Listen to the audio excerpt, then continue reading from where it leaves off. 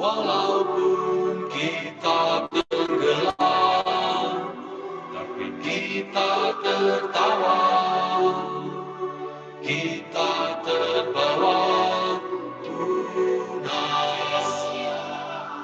Walaupun kita tenggelam, tapi kita tertawa, kita terbawa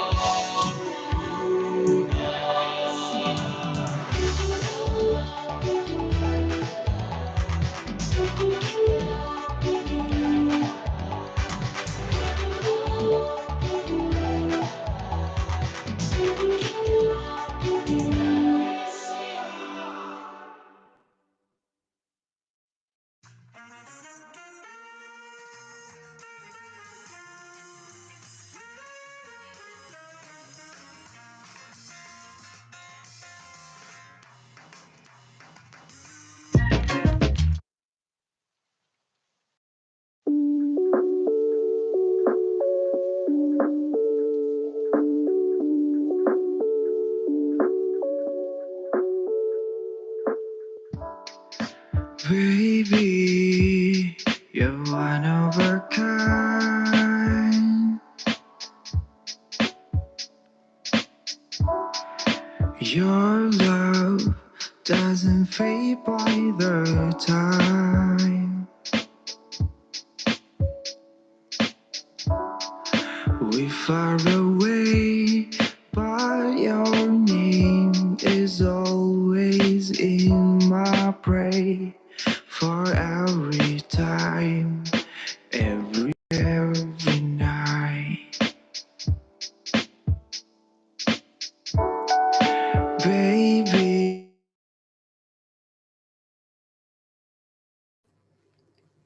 Iya, oke. Halo semuanya. Selamat malam teman-teman. Ketemu lagi sama kita berdua nih di SR, yaitu Sharing Arsitektur. Pasti kalian gak sabar kan ketemu sama kita-kita nih. Apalagi ketemu sama aku nih, Ren. Ya nggak, Ren? Nggak juga sih, Sa. Tapi mereka pasti lebih kangen sama aku lah. Wah, bukannya kalau banyak yang kangen sama kamu, nanti doinya cemburu nggak tuh, Ren? Oke, daripada kita ribut siapa yang paling ngangenin, kita lebih baik perkenalan lagi kali ya, Ren, bagi teman-teman yang belum kenal sama kita-kita nih, Ren. Bener banget, Sa. Kan ada pepatah, tak kenal maka tak sayang. Oke. Langsung saja, perkenalkan kami Faren. Saya Vanessa dari Lampung. Dan saya Erin dari Pontianak. Dan kami adalah warga negara Indonesia. Ketawa-ketawa aja nggak apa-apa kok teman-teman. Yang penting kami di sini untuk menghibur kalian. Udah. Jangan gitu, Sa. Durasi. Oke, kita balik lagi ke topik ya. Dan pastinya seperti biasa, kami berdua akan memandu kalian dalam acara SARS yang ketiga pada malam hari ini. Seperti biasa banget nih, Sa. Tagline acara SARS kita udah pada tahu belum? Udah. Yap, benar sekali. Yaitu Sharing Through Experience. Pertama-tama kami ucapkan selamat datang kepada Bapak dan Ibu dosen, serta teman-teman mahasiswa arsitektur UMN maupun teman-teman yang berasal dari luar UMN. Terima kasih banget loh teman-teman udah menyempatkan waktu untuk hadir di acara malam hari ini. Oke. Terima kasih teman-teman dan Bapak Ibu dosen. Oke, Sa. Jadi acara SARS untuk ketiga kalinya itu bakal lebih seru loh, Sa. Wah, bener banget. Apalagi pembicara-pembicara kita pada malam hari ini yang nggak kalah seru, Ren. Bener banget, Sa. Bener Untuk banget. teman-teman yang memungkinkan untuk on Yuk, cam, yuk. silahkan ayo boleh dinyalain Ayo kamera. di on cam, ayo, yuk, yuk, yuk, ayo, Boleh yuk, aja yuk, dinyalain ayo. kameranya. Yuk, yuk, ayo. Baru jam 7 nih, teman-teman ya. Pada on cam. Jangan pada molor ya. Iya. Waduh, Waduh, udah pada on cam. Ternyata panitia kita yang on cam ya, Sa. panitia kita yang semangat nih. Teman-teman jangan kalah Ada semangat dong nih. ini. Mm. Wah, Oh, ternyata ada juga yang on cam. iya itu Ridho. ada yang kameranya kebalik deh. Waduh. Kita lanjutkan lagi ya, Sa. Jadi seperti biasa, Iya. sebelum kita memulai acara hari ini, diharapkan dulu untuk tidak menyalakan mic-nya ya, teman-teman. Nanti mic-nya boleh dinyalakan ketika diminta oleh teman kita, Vanessa Gratia. Oke, dilempar ya ke aku ya. Oke, baik. Oke, selanjutnya. Nah, selanjutnya itu ada sambutan dan penjelasan mengenai tugas perancangan arsitektur 5 oleh Bapak Mandau Apri Kristianto selaku dosen koordinator perancangan arsitektur 5. Kepada Bapak Mandau kami persilahkan waktu dan tempat. Ya, selamat malam. Terima kasih atas undangan acaranya. Saya sebagian besar saya belum kenal ya, belum ketemu saya ya. Tapi apalagi online, jadi saya juga lupa wajah-wajahnya gitu. Tapi saya lihat ada Kenny, ada Stefani Vania, ada Amanda gitu ya, 2017. Ya mungkin sekarang lagi sibuk TA ya, mudah-mudahan sukses TA-nya. Kalau diminta untuk jelaskan PA5 itu perancangan arsitektur yang paling akhir ya, yang nanti akan kalian jalani di tingkat S1 di UMN. Dan karena ini level paling akhir, ini terus terang aja paling sulit gitu ya. Nanti mungkin bisa dilihat dari tugas yang dikerjakan sama Kenny, sama Vania, sama Amanda gitu ya. Paling sulit dan paling kompleks gitu, karena memang ya kalau namanya belajar kan pasti PA1 mulainya dari yang simpel dulu gitu ya. Dan PA5 ini yang paling kompleks. Kenapa kompleks? Karena kalian nanti akan diminta untuk mendesain suatu kawasan gitu. Karena kalau kita mendesain bangunan aja itu buat arsitek nggak cukup gitu ya. Jadi kita kadang-kadang juga akan dimintai tugas atau tanggung jawab untuk mengembangkan satu perencanaan yang skopnya lebih besar gitu, atau kawasan. Jadi nanti mungkin bisa dijelaskan juga challenge-nya dari mahasiswa 2017 yang sudah melaksanakan gitu ya. Tapi mungkin jangan langsung masuk ke desainnya gitu ya. Mungkin dijelaskan dulu kira-kira, saya rasa kan masing-masing kayaknya kelompoknya beda-beda ya. Jadi pengembangan kawasannya seperti apa gitu ya. Ceritanya, tugasnya itu temanya seperti apa gitu. Mungkin adik-adik kelasnya juga perlu tahu. Dan mungkin untuk mahasiswa 2018 yang sekarang lagi PA5 ya, dan sebagian 2017 yang lagi PA5 juga, nah ini silahkan nih tanya ke yang sudah lolos gitu ya, karena yang nggak lulus juga banyak. Gitu. Jadi gimana kiat-kiatnya gitu ya, menghadapi dosen penguji yang galak gitu misalnya. Itu aja sih penjelasannya, mungkin kalau terlalu banyak nanti nggak surprise lagi ya, jadi mungkin nanti Kenny sama Fani sama Amanda yang lebih banyak jelaskan. Mungkin saya secara simbolis saja menyerahkan sertifikat, karena kesibukan kita di Prodi malah kelupaan ini PA5 sertifikatnya belum diserahkan gitu ya. Saya nanti kirim via chat ke pembicara hari ini. Tapi kalau teman-teman mahasiswa lain pengen lihat, nah ini kurang lebih seperti ini nih tampilannya ya. Mudah-mudahan nanti bisa jadi motivasi buat mahasiswa yang lain supaya nanti hasil karyanya bisa dapat penghargaan seperti ini. Di PA5 kemarin tahun lalu ada 3 penghargaan yang diberikan. Yang pertama adalah diberikan pada Stefani Vania, itu untuk kategori Best Architectural Design gitu ya. Nanti bisa di challenge gitu ya. Kalau ada yang nggak suka desainnya kok gitu aja dibilang best gitu ya, silahkan gitu ya. Namanya desain ya ada porsi individunya juga ya. Jadi mungkin ada pro dan kontra gitu. Tapi kemarin dosennya saya, Pak Suito dan juga Prof. Emir sepakat Fadi yang terbaik di antara teman-temannya.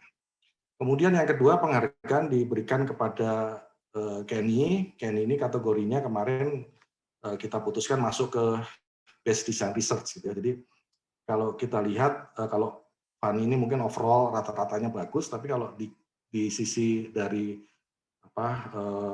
research ya, jadi penggalian mengenai konsep gitu ya, atau perumusan konsepnya itu saya lihat Kenny yang paling menonjol dibandingkan yang lain. Nanti juga bisa dilihat kenapa sih Kenny bisa dapat penghargaan ini gitu ya. Nanti mungkin Kenny bisa cerita.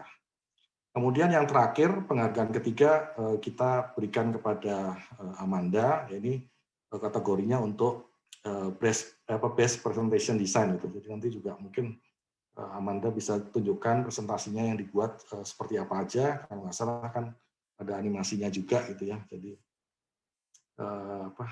biar yang lain juga ada bayangan. Oke, saya rasa itu aja. Silahkan kalau mau dimulai acaranya.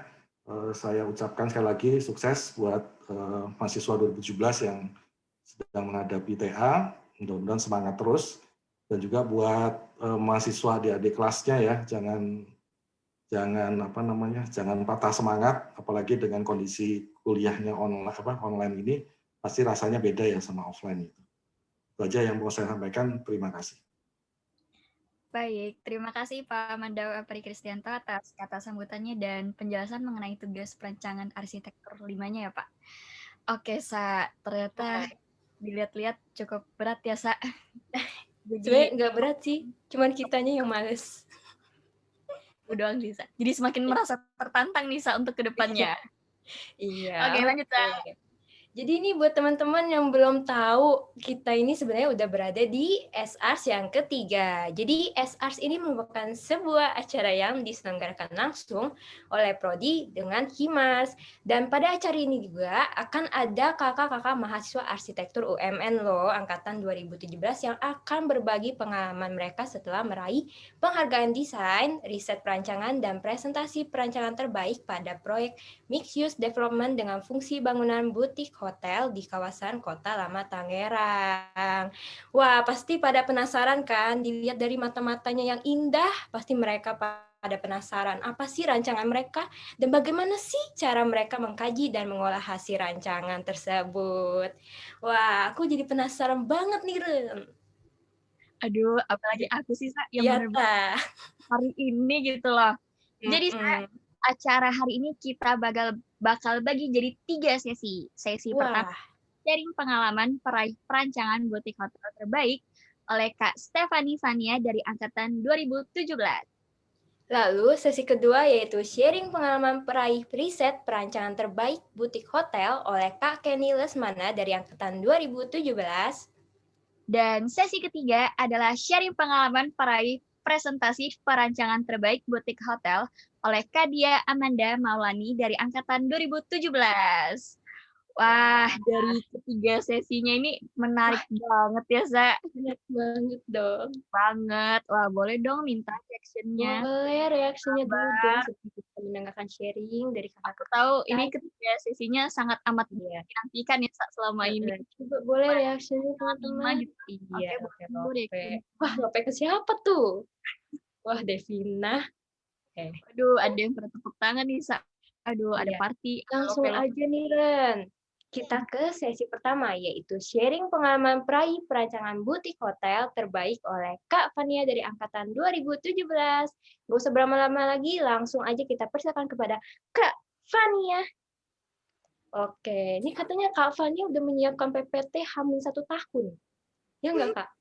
Aduh, jangan di-spill dong, Sa. Aduh. Di-expose ya, di-expose. Oh iya. Suaranya kedengeran kan?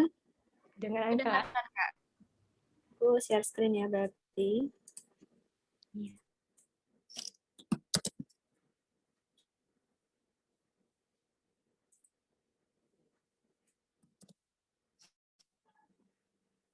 Udah, full screen? Udah. Udah, oke. Oke, jadi selamat malam semuanya. Terima kasih nih buat kesempatannya di sesi sharing kali ini. Sharing session yang ketiga. Terima kasih juga untuk Amanda selaku dosen koordinator. Terus terima kasih juga untuk Pak Suwito dan Pak Prof. Emir. selaku dosen pengampu. Jadi kenalin, nama aku Stefani Fania dari Arsitektur UMN 2017. Dan di kesempatan kali ini mau sharing-sharing singkat dan ringan aja tentang perancangan arsitektur 5 yang dikerjain setahun yang lalu. Jadi kita langsung aja. Ini untuk previewnya apa yang dibuat. Kiranya yang dibuat ini kayak board presentation-nya kayak gini di akhir. Cuman mungkin nggak akan terlalu banyak jelasin soal akhirnya aja. Cuman aku mau sharing-sharing gimana prosesnya, apa yang dikerjain sebelum ke akhir gitu kali ya. Terus, jadi konsepnya ceritanya mau kayak aku sekarang kayak ngebuka logbook aku yang di tahun lalu yang dikerjain kayak gimana sih, kayak apa aja yang dikerjain. Jadi sebenarnya lebih santai, lebih kayak ya kayak nggak final-final amat gitu. Jadi ini kontennya. Langsung aja ke yang pertama yaitu tapaknya. Jadi aku mau cerita dulu juga soal tapaknya. Ini jadi site-nya sebenarnya ditentuin sama prodi, maksudnya sama dari tornya ditentuin. Nah, terus ada beberapa site-nya ini tuh di Kota Lama Tangerang. Dan ternyata di Kota Lama Tangerang ini punya beragam background ya, background sejarah yang sangat kental, yang udah dimulai dari tahun 1400-an. Terus jadi selama itu dari 1400 karena ada etnis Tionghoa yang masuk ke sini, terus dari mereka juga meninggalkan beberapa bangunan-bangunan bersejarah seperti kayak ada rumah ibadah, terus ada juga percampuran dengan budaya Islam yang juga meninggalkan rumah ibadah, terus ada beragam peninggalan lainnya yang juga penting yang masih ada sampai hari ini. Terus ada juga stasiun kereta yang dibangun 1800-an, terus ada juga Pasar Anyar yang juga menjadi landmark. Jadi area ini karena memang sejarahnya yang kental, jadi memiliki banyak sekali peninggalan bersejarah. Lalu untuk selanjutnya, ini yang kayak udah di-mention sama Pak Mandau tadi, kita tuh dikasih area, terus kita memang dibagi per grup, dan kebetulan aku dari grup F. Nah, jadi grup F ini dikasih area rancangan itu segini, jadi kayak dari riverfront sampai area dalam sini, ini kayak area perancangan untuk kelompok kami. Nah, jadi kita di awal nentuin dulu kita mau bikin apa, tapi memang ini di paruh pertama perkuliahan, jadi emang goalnya waktu itu untuk membuat area ini sebagai area wisata. Nah, paruh keduanya itu baru yang pendesainan hotel. Nah, jadi ini paling aku jelasin sedikit aja, goals-nya kira-kira di area kita mau bikin apa. Ada yang mengolah riverfront, ada yang mengolah area pecinan, pasar lama, terus ada juga taman-taman, dan juga ada funeral center waktu itu. Nah, pemilihan site buat hotelnya adanya di riverfront, tapi dia juga diapit oleh 2 jalur utama, jadi di sekitarnya juga kayak banyak bangunan-bangunan bersejarah, maupun ada yang existing, ada juga yang memang kita olah pas paruh perancangan yang pertama. Jadi ada juga beberapa yang semacam proposal yang memang belum ada di existing gitu. Tapi ini cuma menjelaskan kalau area ini strategis karena di sekitarnya terdapat banyak bangunan bersejarah. Nah, lalu untuk selanjutnya secara grup juga kita udah merencanakan gimana green space-nya, gimana wet infrastructure-nya, mau bikin greenways di mana. Jadi waktu itu kita diarahin buat ngerancang kawasannya dulu, mau apa yang mau di-develop gitu. Kita memetakan juga untuk local cultures-nya gimana, apa yang bangunan-bangunan yang harus dipertahankan, apa yang menjadi anchor-anchor di sana gitu. Terus untuk transportasi, gimana kendaraan umumnya juga. Terus kebetulan karena di area Kota Lama Tangerang ini ada yang area car free gitu pas malam, jadi dipetakan juga gimana aja yang kayak emang nggak bisa diakses kendaraan di waktu tertentu gitu ya. Lalu selanjutnya ini untuk udah mulai spesifik nih ke perancangan di site hotelnya. Jadi kita cari tahu regulasi, kita cari tahu perencanaannya gimana, apa yang mau di-develop, terus peraturan-peraturannya gimana. Nah, terus kita juga cari tahu daya tarik wisatanya dulu. Jadi, karena hotel ini kan emang ada untuk menunjang wisatanya itu. Jadi, gimana biar hotel ini gampang diakses juga, terus hotel ini juga mudah mengakses ke area-area wisata di sekitarnya. Nah, kebetulan memang karena dia area strategis, dia ini bisa mengakses pasar lama dengan sangat mudah, terus memang dia berada di riverfront, lalu di dekat juga dengan area pecinannya. Ini sedikit data-data iklim yang dikumpulkan di dalam logbook saya. Terus ada juga kayak semacam set inventory juga, di mana peletakan dia dengan sekitarnya, terus ini juga mapping-mapping semacam untuk mengetahui kayak gimana kira-kira kegiatan-kegiatan gitu. Nah, ini juga ada kayak buat mobilitas, kayak gimana di parkiran di mana, terus ada halte di mana. Jadi dari studi-studi yang dilakukan, kira-kira isunya ini yang diangkat di isu tapaknya. Jadi tapaknya itu kan terletak di antara dua ruas jalan yang sangat ramai dan padat kegiatan. Terus sedangkan hotel sebagai tempat beristirahat seperti memerlukan ketenangan, namun emang potensial juga karena dia mudah diakses pengunjung. Terus memang keberadaan dia yang ada di tapak pada area pecinan itu mulai kehilangan sense of place-nya, kayak di foto-foto yang di samping ini, pecinannya. Terus kalau tujuan dari perancangan butik hotel itu, gimana caranya biar butik hotel ini bisa mendukung nggak cuma hotelnya aja, tapi sekitarnya juga, gimana caranya dia bisa jadi part of destination, dan gimana dia tuh dapat teridentifikasi sebagai bagian dari culture-nya juga. Terus, tapi ada juga beberapa batasan-batasan seperti kayak ukuran site-nya yang ternyata pas setelah diidentifikasi lagi emang ukuran site-nya kecil gitu. Terus gimana mengkolaborasikan para culture, terus efisiensi sama kenyamanan, karena kebetulan fungsinya hotel. Ada juga 1-2 hal yang aku nonton dari mungkin interview-interview, kayak sebenarnya gimana sih kalau ada area bersejarah yang emang mau di-develop, tapi kan emang itu kan kepemilikannya juga memilikan individu. Jadi mungkin gimana caranya biar orang yang ada di sana tuh merasa kayak merasa punya kebanggaan kalau itu tuh budaya mereka, jadi mereka juga bisa menjaga gitu. Lalu konsep buat hotel butiknya sebenarnya yang diajukan itu Chinese Grand Hotel. Jadi dia mau menerapkan tipologi dari kawasan petak 9 yang emang ada di tapak ini pada tahun 1900-an. Jadi dengan pengaplikasian courtyard dan juga pengaplikasian gaya arsitektur Cina yang kontemporer gitu sebenarnya. Terus ada studi presiden dulu sebelum merancang. Jadi di studinya diisi hotel, dari studio tonton di lokasinya di Seminyak. Jadi dari studi ini diketahui kalau emang program ruang dalam hotel itu ada 3 yang utama, kayak ada guest room, ada amenities atau kayak fasilitas, yang terakhir itu ada service atau back of house. Jadi dari studi ini sebenarnya seharusnya kita bisa lebih dalam lagi juga bisa tahu gimana hubungan antar fungsi itu, peletakannya di mana, besarannya berapa. Jadi kayak lebih ke standar-standarnya gimana dari hotel yang udah emang terbangun. Terus habis itu kita baru mulai ke program ruang, nentuin kira-kira hotelnya gimana nih, bintang berapa nih. Karena dari situ kita bisa tahu beragam standarnya, kayak misalnya hotel bintang sekian harus punya kamar sekian, terus dari jumlah kamar itu dibagi juga untuk fasilitas sekian, untuk servis perlunya sekian. Jadi ini untuk mempermudah kita aja sih untuk membreakdown program ruangnya lagi gitu. Terus setelah udah tahu itu, udah nentuin bintang berapa, dan kebetulan aku nentuinnya waktu itu bintang 4, terus didata lagi juga fasilitas-fasilitasnya per lantainya. Kalau aku itu untuk mempermudah aja sih, kayak lebih apanya di mana, terus ruang-ruangan itu perlu apa yang di lantai yang sama atau di lantai yang berbeda gitu.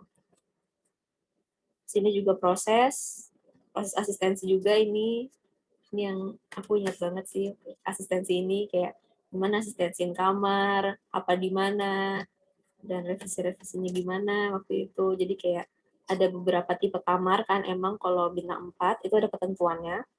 Jadi emang kita bikin modul kamar yang gimana biar dia juga bisa efisien pas diletakin di bangunannya, kayak gimana shaft airnya, gimana utilitasnya.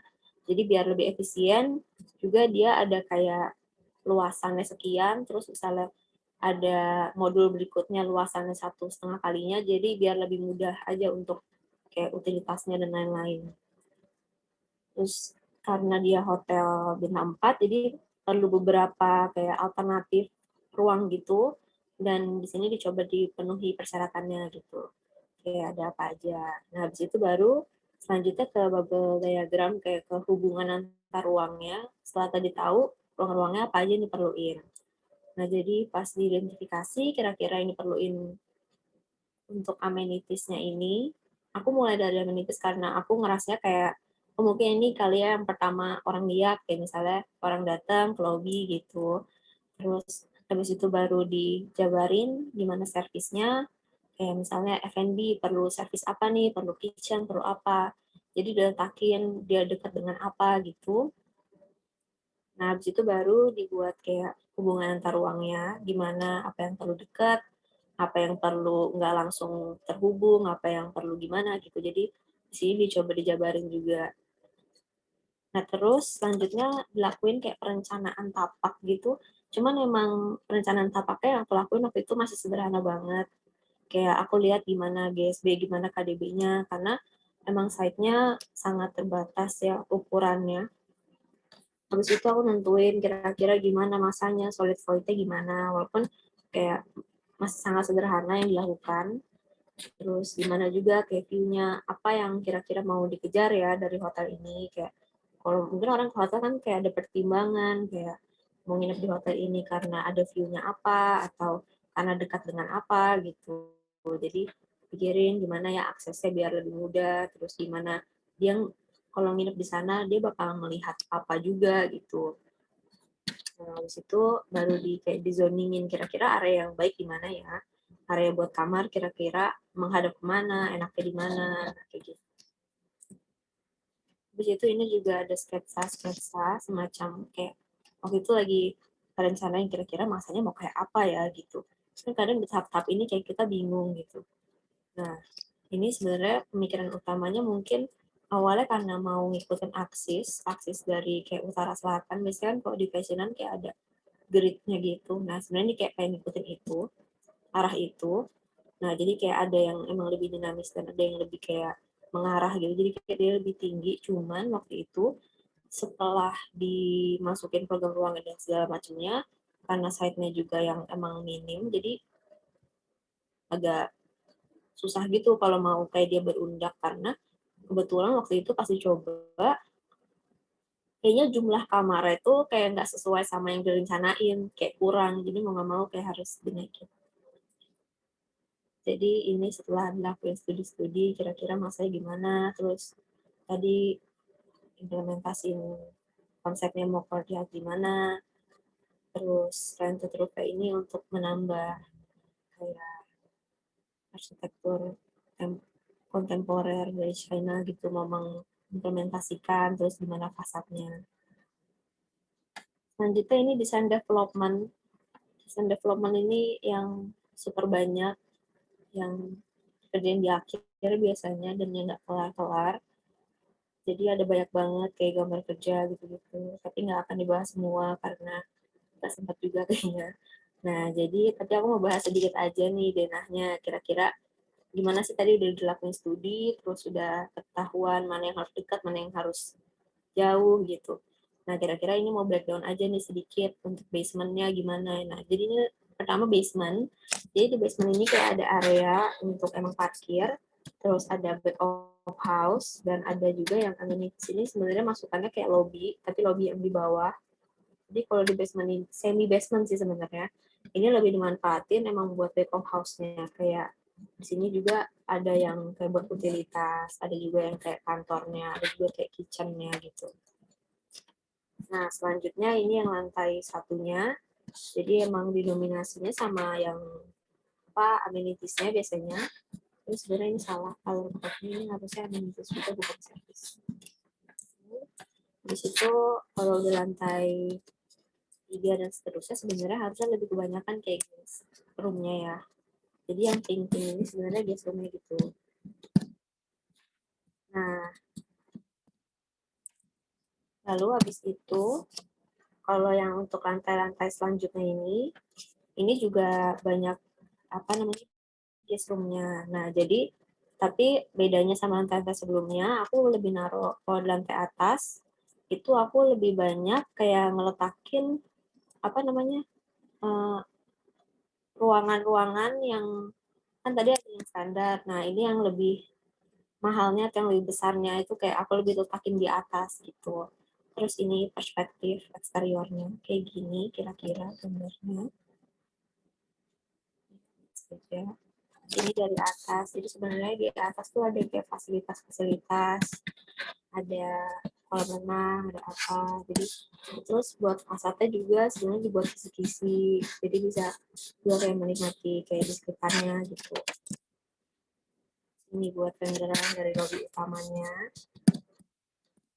Terus ini restoran, terus ada Chinese garden-nya kayak dibikin renderannya, habis itu buat standar guest room-nya kira-kira kayak gini. Emang waktu itu sengaja mau kayak kasih tema-tema kayak lebih kayak Chinese kayak gitu, kayak pengen dimasukin gimana ya look-nya, material apa. Terus ini buat deluxe-nya, terus habis itu buat yang tipe yang suite-nya kayak gini kira-kiranya. Habis itu ini juga nggak lupa buat dibikin.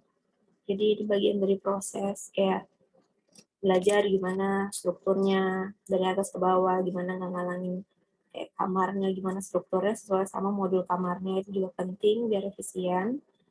Itu buat utilitasnya juga, gimana jalur-jalurnya, gimana pipa-pipanya gitu kan. Dan ini juga kayak harus dikerjain. Seenggaknya kita paham walaupun sedikit, karena sebenarnya ini juga jauh dari lengkap. Maksudnya kita kan nggak benar-benar paham banget, cuman seenggaknya kita tahu sedikit-sedikit gitu kalau katanya sih. Nah, habis itu kayak gitu aja kalau buat catatannya. Tapi setelah ini selesai, dilihat lagi setahun kemudian, ada beberapa catatan yang mungkin aku mau sampein.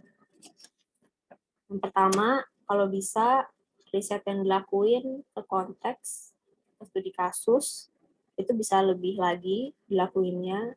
Terus pengaruhnya terhadap orientasi sama masanya bisa lebih lagi. Karena aku ngerasa masih kurang di situ.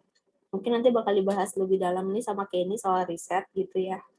Terus yang kedua, berhati-hati sama lapak objek desain yang memiliki nilai sejarah. Karena sebenarnya mungkin kayak masih kurang kayak ilmunya di bagian itu, kayak kawasan sejarah ini baiknya diapain, apa yang bisa jadi negatif malah gitu kan. Terus yang ketiga lebih peka sama originalitas karya. Gimana kayak mengadopsi itu ternyata bisa kayak merusak originalitas karyanya sendiri gitu. Sekian dari aku, terima kasih dan semoga bermanfaat.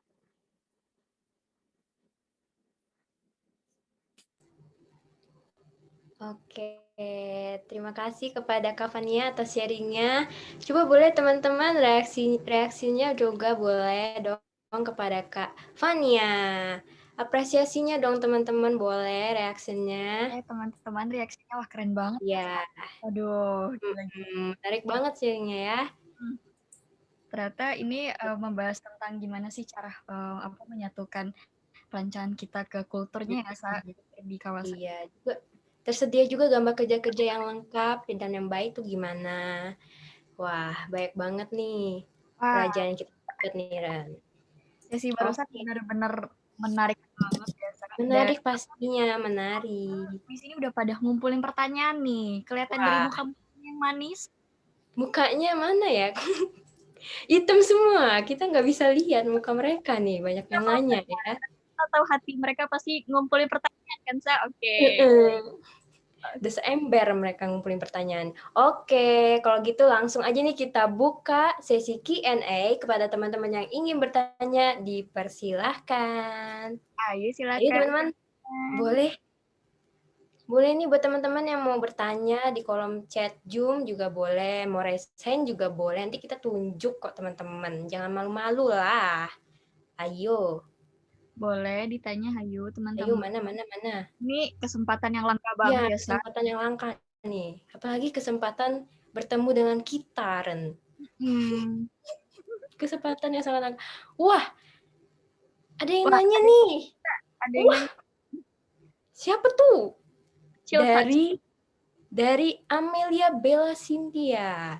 Kak, kalau kakak nentuin fasad pertimbangan selain cahaya sama sirkulasi udara, apalagi Kak? Terima kasih. Wah, pertanyaannya berbobot sekali ya. Boleh dijawab Kak? Aku jawab langsung ya. Iya. Sebenarnya aku juga yang nggak ngerti paham banget gimana. Mungkin ada yang berhak untuk jawab selain aku. Cuman kalau aku pribadi, ya matahari, angin penting. Cuman aku biasanya juga mikirin kayak gimana ya itu cocok nggak di sekitarnya gitu. Kayak terus gimana ya pas masuk ke interior, dia bisa jadi bagian dari interior juga atau enggak. Kayak pertimbangan-pertimbangan aku masih sejauh itu aja sih. Maksudnya mungkin nggak yang advance gimana dan masih perlu banyak belajar gitu.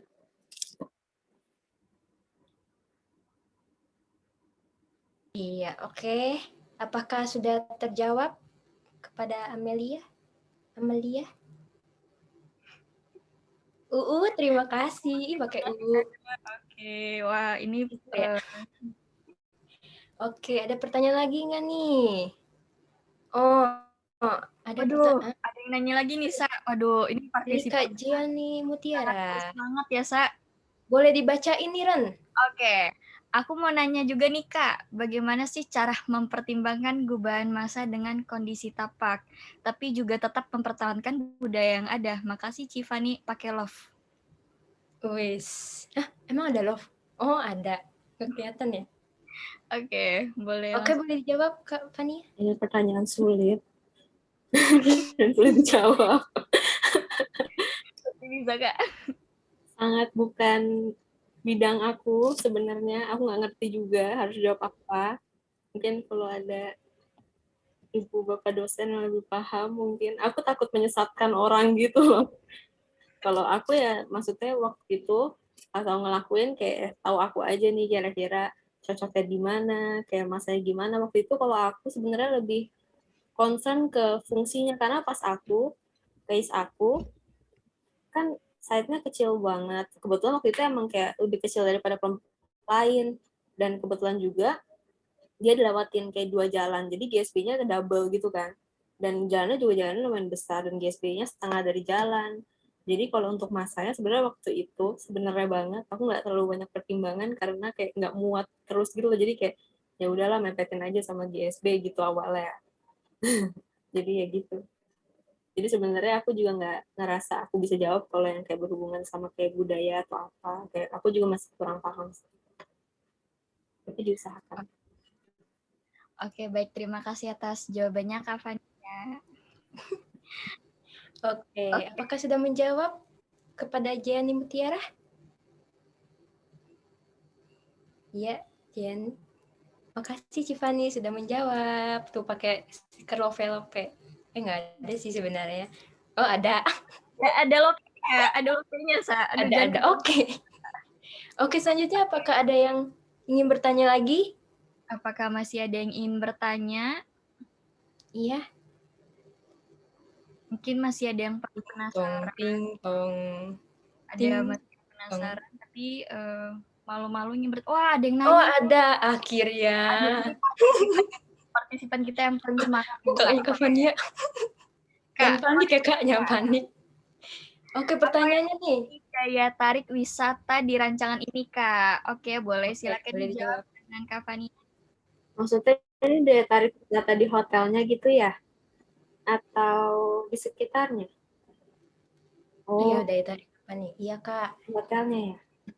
Sebenarnya kalau daya tarik wisatanya sebenarnya pas waktu itu kayak berpikir kayak gimana ya? Kayak mau bikin hotel tapi areanya area wisata, tapi hotelnya di area wisata gitu kan. Sebenarnya yang kepikiran waktu itu sebenarnya lebih kayak menjual kayak mungkin kayak view-nya karena kayak di sekitarnya kayak ada sungai, ada apa. Jadi kayak mungkin lebih ke view-nya sama lebih ke akses buat ke wisata-wisata yang di sekitarnya.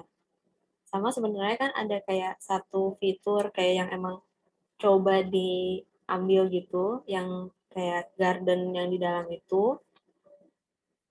Sebenarnya sih dengan optimis keinginannya itu dapat menjadi daya tarik.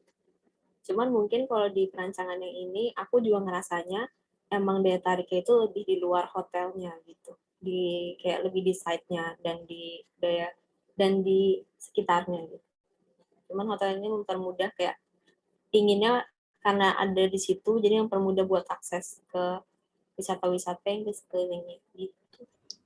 Jadi intinya untuk daya tariknya itu kita harus ngambil dari view dari luarnya ya Kak, dari luar kawasan, dari tapak Kakak. Oke, kita harus memanfaatkan view teman-teman. Betul banget. View kemana nih? Aduh, Ya, apakah pertanyaan menjawab? bisa? Oh, ada lagi pertanyaan. Dari Lidiana. Ren, boleh dibacakan, Ren? Kak mau nanya nih Kak, di daerah site-nya kan banyak hunian dan skalanya itu lebih intim. Bagaimana caranya Kakak untuk bisa merespon, apakah dengan masanya atau bagaimana? Terima kasih. Pertanyaan yang sangat menarik.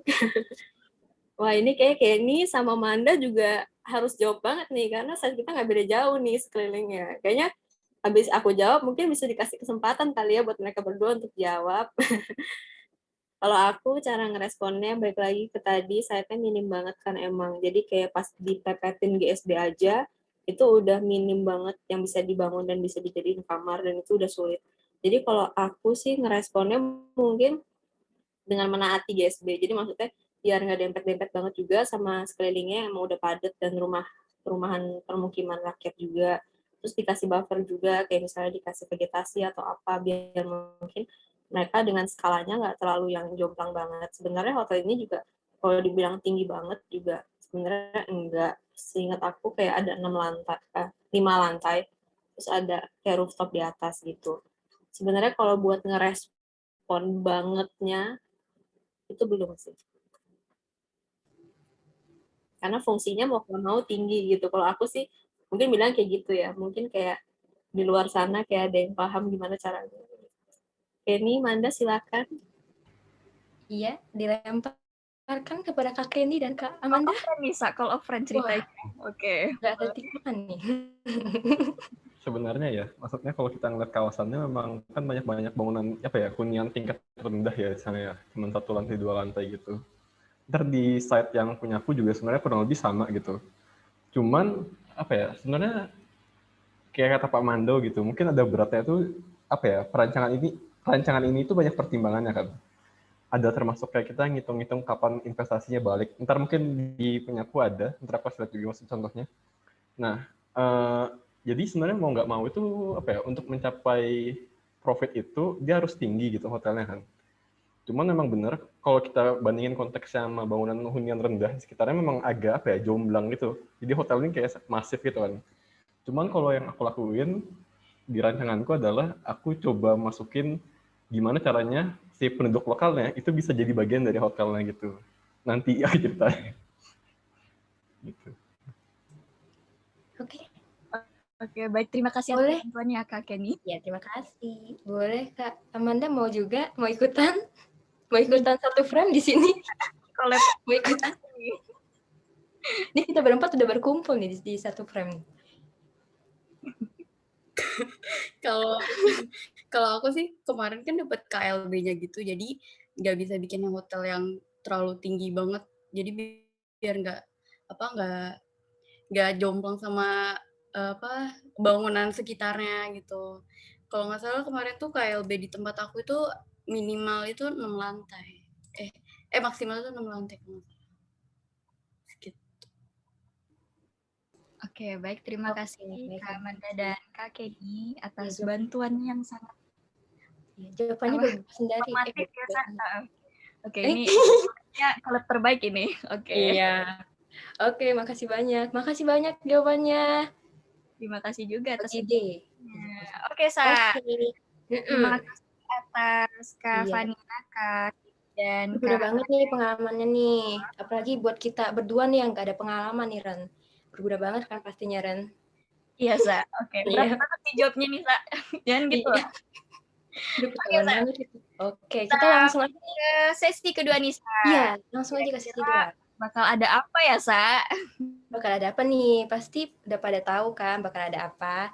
Jadi kali ini kita masuk ke sesi kedua, yaitu sharing tentang pengalaman peraih riset perancangan terbaik butik hotel oleh Kak. Ayo Kak, siapa? Oleh Kak Kenny dari angkatan 2017.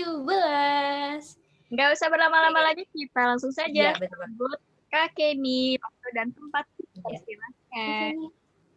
Kak Kenny Share hari ya. ini bahagia banget ya. Aku Kayaknya share. Oke. Udah kelihatan nggak ya?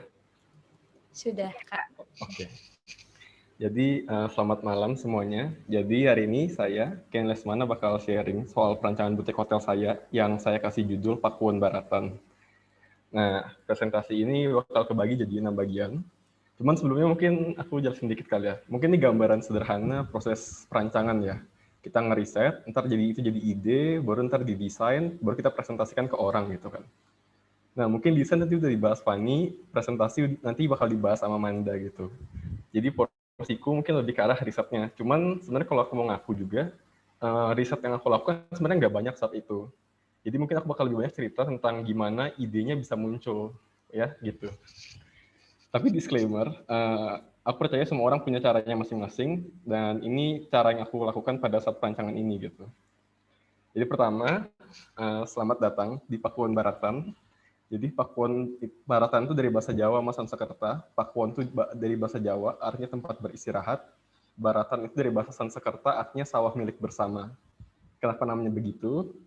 Ntar kita coba bedah satu-satu ya, kenapa bisa berujung ke sini. Jadi kita mulai dari awal, tapaknya di mana. Jadi brief dari dosen saat itu adalah kita disuruh ngerancang kawasan Kota Lama Tangerang jadi kawasan wisata. Kawasan ini dibagi jadi 6 bagian, 6 kelompok jadinya. Kebetulan saya dapatnya di yang B, gitu, kelompok B. Ini kawasannya saat itu, pengembangannya. Terus untuk spesifik ke site-nya, itu dapatnya di bagian sini hotelnya. Luasnya 2.400 meter persegi. Dan waktu UTS, kelompok saya itu coba kita metain gimana sih visi kawasannya gitu. Jadi saat itu kita coba visikan gimana kalau misalkan ada sirkulasi mobilnya itu kayak apa ya, semacam ring road gitu, mobil di luar, tengahnya ini khusus pedestrian sama beca gitu. Jadi istilahnya friendly buat wisatawannya gitu. Terus saat itu saya coba petain ada fungsi-fungsi wisata apa di sekitarnya gitu. Terus saya nyimpulin saat itu analisis saya adalah sebenarnya kalau ini peta kita panjangin ke bawah ya, di bawah sini itu ada stasiun Tangerang gitu. Jadi kalau orang tiba dari stasiun, terus dia mau ke di sini nomor 14 kebetulan ada tourism center. Jadi habis turun dia cari informasi, logikanya menurut saya adalah setelah itu pasti wisatawan itu pinginnya nyari tempat nginap kan, tempat di mana mereka bisa naruh barang-barang mereka gitu. Nah itu yang saya pikir sebenarnya tempat setnya itu strategis sekali gitu. Dan saya pikir dia terhubung sama banyak tempat gitu, kayak ada pasar seni, ada pusat kulinernya, ada teater gitu. Jadi pikiran pertama saya adalah hotel yang ada di sini itu pasti jadi tempat beristirahat gitu, bukan untuk staycation gitu. Dari situ saya coba kerucutin lagi.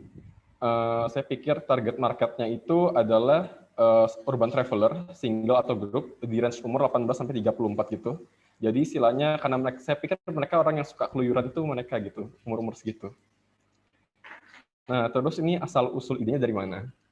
Jadi pertama, kita bahas butik hotelnya dulu ya, gitu. Jadi butik hotel itu sederhananya adalah banyak definisinya sih. Cuman saat itu saya ketemu satu yang cukup sederhana gitu. Intinya butik hotel itu pengen ngasih pengalaman otentik buat wisatawan gitu, pengalaman baru gitu. Nah, terus ide saya datang dari mana? Saya mau kenalin 3 orang nih. Pertama ada Mas Panji Pragiwaksono, seorang komedian. Ada Mbak Najwa Shihab, founder narasi sama jurnalis. Sama Mas Handoko Hendroyono, dia penulis. Dan juga masih banyak sebenarnya. Nah, mungkin kalau kita ngeliat kan 3 orang ini nggak ada hubungannya sama arsitektur ya, secara langsung ya. Cuman percayalah, gara-gara mereka ada desain ini gitu. Kita coba bedah satu-satu ya. Yang pertama ada Mas Panji. Mungkin buat yang kenal saya atau yang dekat gitu, tahu kalau saya sering jadiin dia referensi gitu sebenarnya. Saya ngikutin dia dari SMA gitu. Di salah satu stand up-nya dia pernah ngutip dari buku Purple Cow-nya Seth Godin. Ini buku tentang marketing sama branding. Kalau mau baca silahkan, bukunya tipis. Fontnya nggak banyak, fontnya juga besar, jadi cepat bacanya gitu. Intinya buku ini ngebahas kalau kita mau ngebuat sebuah produk gitu, yang penting adalah sedikit lebih beda lebih baik daripada sedikit lebih baik gitu. Ulangin ya ini ya.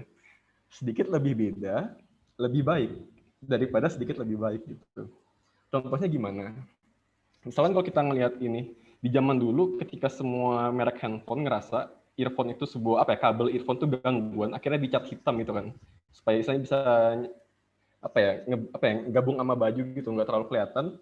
Apple saat itu ngeluarin iPod dan dia buat earphone-nya warna putih gitu. Supaya justru sebaliknya gitu, biar ketika lihat di jalan ada orang pakai earphone putih, orang tahu itu Apple gitu. Nah, kita nggak usah ngomongin kualitas earphone-nya bagusan mana gitu. Cuman ketika iPod ngeluarin ini gitu, earphone mereka udah beda gitu. Jadi mereka punya kolamnya sendiri. Aplikasinya gimana? Jadi waktu PA5 itu kondisi kelasnya kayak gini. Kita punya 3 dosen, 1 objek rancangan, ada 29 mahasiswa gitu kan. Waktu UTS kita disuruh ngerancang objek wisata gitu. Jadi gampang, semua mahasiswa bisa pilih apa aja fungsi apapun gitu. Tinggal gimana ngebuktiinnya dan eksekusinya. Paling kalau ada yang sama ya beda-beda tipis gitu. Misalnya ada yang buat pusat kuliner, ada buat pusat jajanan pasar gitu. Tapi nggak banyak gitu yang mirip-mirip. Nah, waktu UAS ini, tiba-tiba kita disuruh ngerancang spesifik butik hotel gitu. Yang kalau secara harafiah berarti 29 orang bakal buat hotel gitu. Dan mungkin kalau kita dengar hotel, pertama kan kita mikirnya adalah hotel-hotel bintang 3 mungkin, bintang 4 atau bintang 5 gitu bisa milih. Tapi kalau kembali ke rumus tadi gitu, sedikit lebih beda, lebih baik daripada sedikit lebih baik gitu. Pikiran saya saat itu adalah, saya ngerasa saya nggak bisa jadi yang terbaik gitu, dari 29 orang ini gitu, terlalu banyak gitu. Tapi kalau bisa beda sendiri, itu bakal punya kolamnya sendiri gitu. Jadi sulit untuk dibandingin sama 28 orang lainnya gitu, pikiran saya gitu. Tapi gimana ngebuat hotel yang berbeda gitu. Kebetulan 2019, angkatan saya itu sempat ke Singapura bareng Bu Irma juga gitu. Kita nginap di Central 65, hotel kapsul saat itu. Pengalaman pertama saya juga ngerasain hotel kapsul dan menurut saya menarik gitu. Terus saya coba mulai kepikiran nih mulai ngarah ke hotel kapsul. Nah, baru saya ngelakuin riset gitu. Saya ketemu satu artikel dari Forbes yang bilang kalau hotel kapsul itu pasarnya lagi meningkat gitu, sampai 6,03% di tahun 2022. Peningkatannya signifikan kan berarti. Ya, mungkin ini datanya udah mulai nggak relevan ya, karena COVID, hotel-hotel banyak yang dijual juga sebenarnya gitu. Cuman saat itu kenapa pasarnya booming? Karena mulai ada habit mulai kecipta gaya hidup baru, di mana traveler itu lebih memilih tempat nginap tuh yang lebih compact gitu, karena mereka lebih banyak lebih pingin keluyurannya. Hotel penginapan itu cuma untuk istirahat gitu, jadi mereka cari yang efisien gitu. Dan ini lagi berkembang pasar yang menurut saya itu jadi bisa jadi bahan yang kita alasan untuk diajukan ke dosen gitu. Alasan kedua, waktu PA5 saya nggak tahu ya PA5 sekarang ngerancang apa, sistemnya gimana. Cuman waktu kita ngerancang hotel ini, Pak Mandau minta kita ngehitung gitu, return of investment-nya kapan modal ngebangun hotelnya itu bisa kembali gitu. Dan hotelnya mulai hasilin profit sejak tahun keberapa gitu. Idealnya di bawah 10 tahun gitu. Nah, jadi ini mulai hitung-hitungan gitu.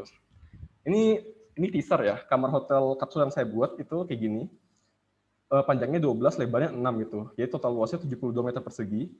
Sementara ini ruangan yang ukurannya sama, tapi saya coba buat misalkan hotelnya kamarnya deluxe gitu ya. Kamar deluxe hotel gitu. Kalau kita hitung, satu pot ini kan satu kapsul bisa 1 orang ya. Saya bisa bandrol harganya semurah mungkin 150.000 misalkan gitu. Satu baris bisa buat 8 nih gitu. Buat 8, tapi kan dia 2 tingkat nih, karena dia kan juga kotak kecil kan kapsul itu. Jadi bisa 16. Kalau kita hitung, profitnya bisa dapat 7.400 gitu. Sementara ruang yang ini, kamar deluxe itu kan bisa 2-4 orang. Ini saya coba cek tadi, Hotel Santika di Gading Serpong, itu kamar deluxe-nya sekitaran 621.000 gitu. Dengan luasan yang sama, dia bisa dapat 2 kamar, totalnya itu pendapatnya 1,2 gitu. Setengahnya dari kalau dia kapsul gitu. Mungkin masih banyak sih faktor-faktor lain yang mempengaruhi pendapatannya. Cuman dengan perbedaan yang cukup signifikan dan harus hitungin kapan modalnya balik, saya milih hotel kapsul gitu saat itu. Tapi pada realitanya saat itu nggak cuma saya yang buat hotel kapsul ya, ada sekitar mungkin 2 atau 3 orang lainnya gitu. Cuman setidaknya sekarang kolamnya saya udah lebih sedikit gitu. Nah terus ada Mbak Najwa gitu. Jadi di 19 Februari 2020 dia ngadain acara 1 dekade masa Najwa gitu. Saya datang ke sana. Sebenarnya ini lucu sih, pas saya buat PowerPoint-nya semalam, saya baru sadar hari ini tanggal 19 juga gitu. Jadi pas 1 tahun gitu. Nah, di acara ini tuh salah satu topik yang dibahas itu adalah tentang climate change gitu. Dan acaranya ngebuat saya sadar kayak isunya itu gede banget ternyata gitu, isu iklim kita gitu. Ini data, kalau kita ngomong data, industri kita konstruksi itu nyumbang sekitar 11% gitu, terutama untuk yang konstruksi semen gitu. Sedangkan ketika bangunan bisa beroperasi itu makan sampai 28% gitu. Jadi kalau di total 39% itu cukup paling besar gitu bidangnya gitu, penyumbang emisi karbon. Jadi saya mikir mulai riset lagi tuh hubungannya di antara arsitektur dan climate change gitu. Terus saya ketemu artikel di The Zin yang ngebahas memang climate change itu membuat kita harus mempertimbangkan lagi gaya hidup kita di kota itu gimana gitu. Cara kita produksi makanan, cara kita ngolahnya, cara kita ngebuang waste-nya gimana gitu. Dan apakah arsitektur itu bisa ngebantu jadi solusinya gitu ketika dia juga jadi salah satu penyumbang terbesarnya gitu. Nah, tapi bentuknya apa gitu kan. Nah, di sini ada Mas Handoko Hendroyono. Mungkin kalian asing dengan orangnya, tapi saya yakin kalian kenal produknya dia atau karyanya dia. Dia 1 dari 6 pendiri M-Block. Dia juga salah satu orang di balik filosofi kopi. Dan mungkin yang semuanya tahu, tagline apapun makanannya, minumnya tetap ya, teh botol sostro itu juga sebenarnya dia yang buat. Karena dia orang branding dan marketing gitu, aslinya. Nah, tahun 2019, dia sempat buat buku juga, namanya Artisan Brand. Dia ngebahas tentang brand-brand lokal gitu. Dan salah satu yang dia bahas adalah Bumi Langit. Nah, yang mungkin sudah ikutin sharing session waktu magang kemarin yang pertama, mungkin udah pernah lihat slide ini ya. Jadi Bumi Langit ini kan sebenarnya adalah sebuah restoran ya di Jogja gitu, sekilas sebuah restoran gitu. Cuman yang menarik dari Bumi Langit adalah yang dia rancang itu bukan restorannya, tapi sebuah siklus gitu. Di mana dia punya peternakan, punya perkebunan pertanian gitu, ini contoh produk hasil taninya, itu bisa mereka jual ke orang, bisa datangin wisatawan juga. Si hasil ternak sama taninya itu jadi bahan makanannya gitu, supply-nya gitu. Ntar limbah makanannya sama kotoran hewan bisa diolah jadi pupuk kompos untuk hidupin si kebunnya lagi kan, sama pertaniannya gitu. Jadi istilahnya Bumi Langit ini kayak bisa ngehidupin dirinya sendiri gitu. Dari sini saya mikir gitu habis itu. Kalau butik hotel tadi tujuannya adalah memberikan experience yang otentik gitu. Gimana kalau dia nggak cuma sekedar ngasih experience, tapi bisa kenalin gaya hidup baru ke orang-orang gitu. Nah, masuklah ke Pakuan Baratan tadi. Jadi saya mikir gimana kalau ada sebuah hotel yang dia bisa nyediain makanannya fresh gitu, makanan minumannya dari kebunnya sendiri, ntar bisa diambil lagi limbah-limbah sisa makanannya, diolah lagi jadi pupuk kompos, terus ditanam tuh buat nanam bahan makanan baru gitu, yang akhirnya ngebentuk sebuah habit baru gitu. Jadi gambaran sederhananya saat itu adalah gimana kalau ada urban farming di hotelnya, yang bisa nge-supply bahan makanan ke restoran, ke area minumannya, ke tempat jual rotinya gitu. Ntar limbah-limbah semua tempat ini kembali dalam bentuk pupuk kompos untuk si urban farmingnya lagi. Sementara urban farming ini karena dia ruang hijau, mungkin bisa nyumbang oksigen atau aliran udara, sirkulasi udara alami gitu. Yang ntar hotel ini juga saya rencanakan mau bisa menampung air hujan yang bisa mungkin dipakai untuk nyiram tanamannya lagi gitu. Jadi ini siklus gambarannya gitu tentang konsepnya. Jadi yang dibuat saat itu adalah gimana ngebuatnya fasilitas penginapan yang compact, yaitu hotel kapsul, bisa ngenalin gaya hidup baru, dan kita bisa narik wisatawan untuk jadi bagian dari sistemnya gitu. Jadi hotel ini tuh kayak istilahnya dirawat oleh penduduk lokalnya, karena tiga fungsi tadi yang ini sebenarnya 3 teh Rosella, toko roti sama restorannya adalah yang saya bilang tadi gitu. Ini sebenarnya ada di kondisi existing site-nya gitu. Jadi daripada mereka dibuang, kenapa enggak mereka jadi bagian dari hotelnya gitu. Jadi dikelola hotel ini dikelola sama penduduk lokal, sama staffnya dan juga wisatawannya gitu. Makanya hotel ini kayak saya ibaratkan kayak sawah milik bersama gitu, karena dia dirawat bareng-bareng gitu. Makanya namanya Pakuan Baraton gitu. Tempat istirahat yang bisa menjadi sebuah sawah yang dirawat bersama-sama oleh penggunanya. Ini modul kapsul yang saya buat hari itu. Ukurannya 2,5 kali 1,5 kisaran itu. Jadi dia punya tirai, terus dia punya gantungan bajunya, terus dia punya raknya gitu untuk naruh handphone mungkin atau tas kecil, buku.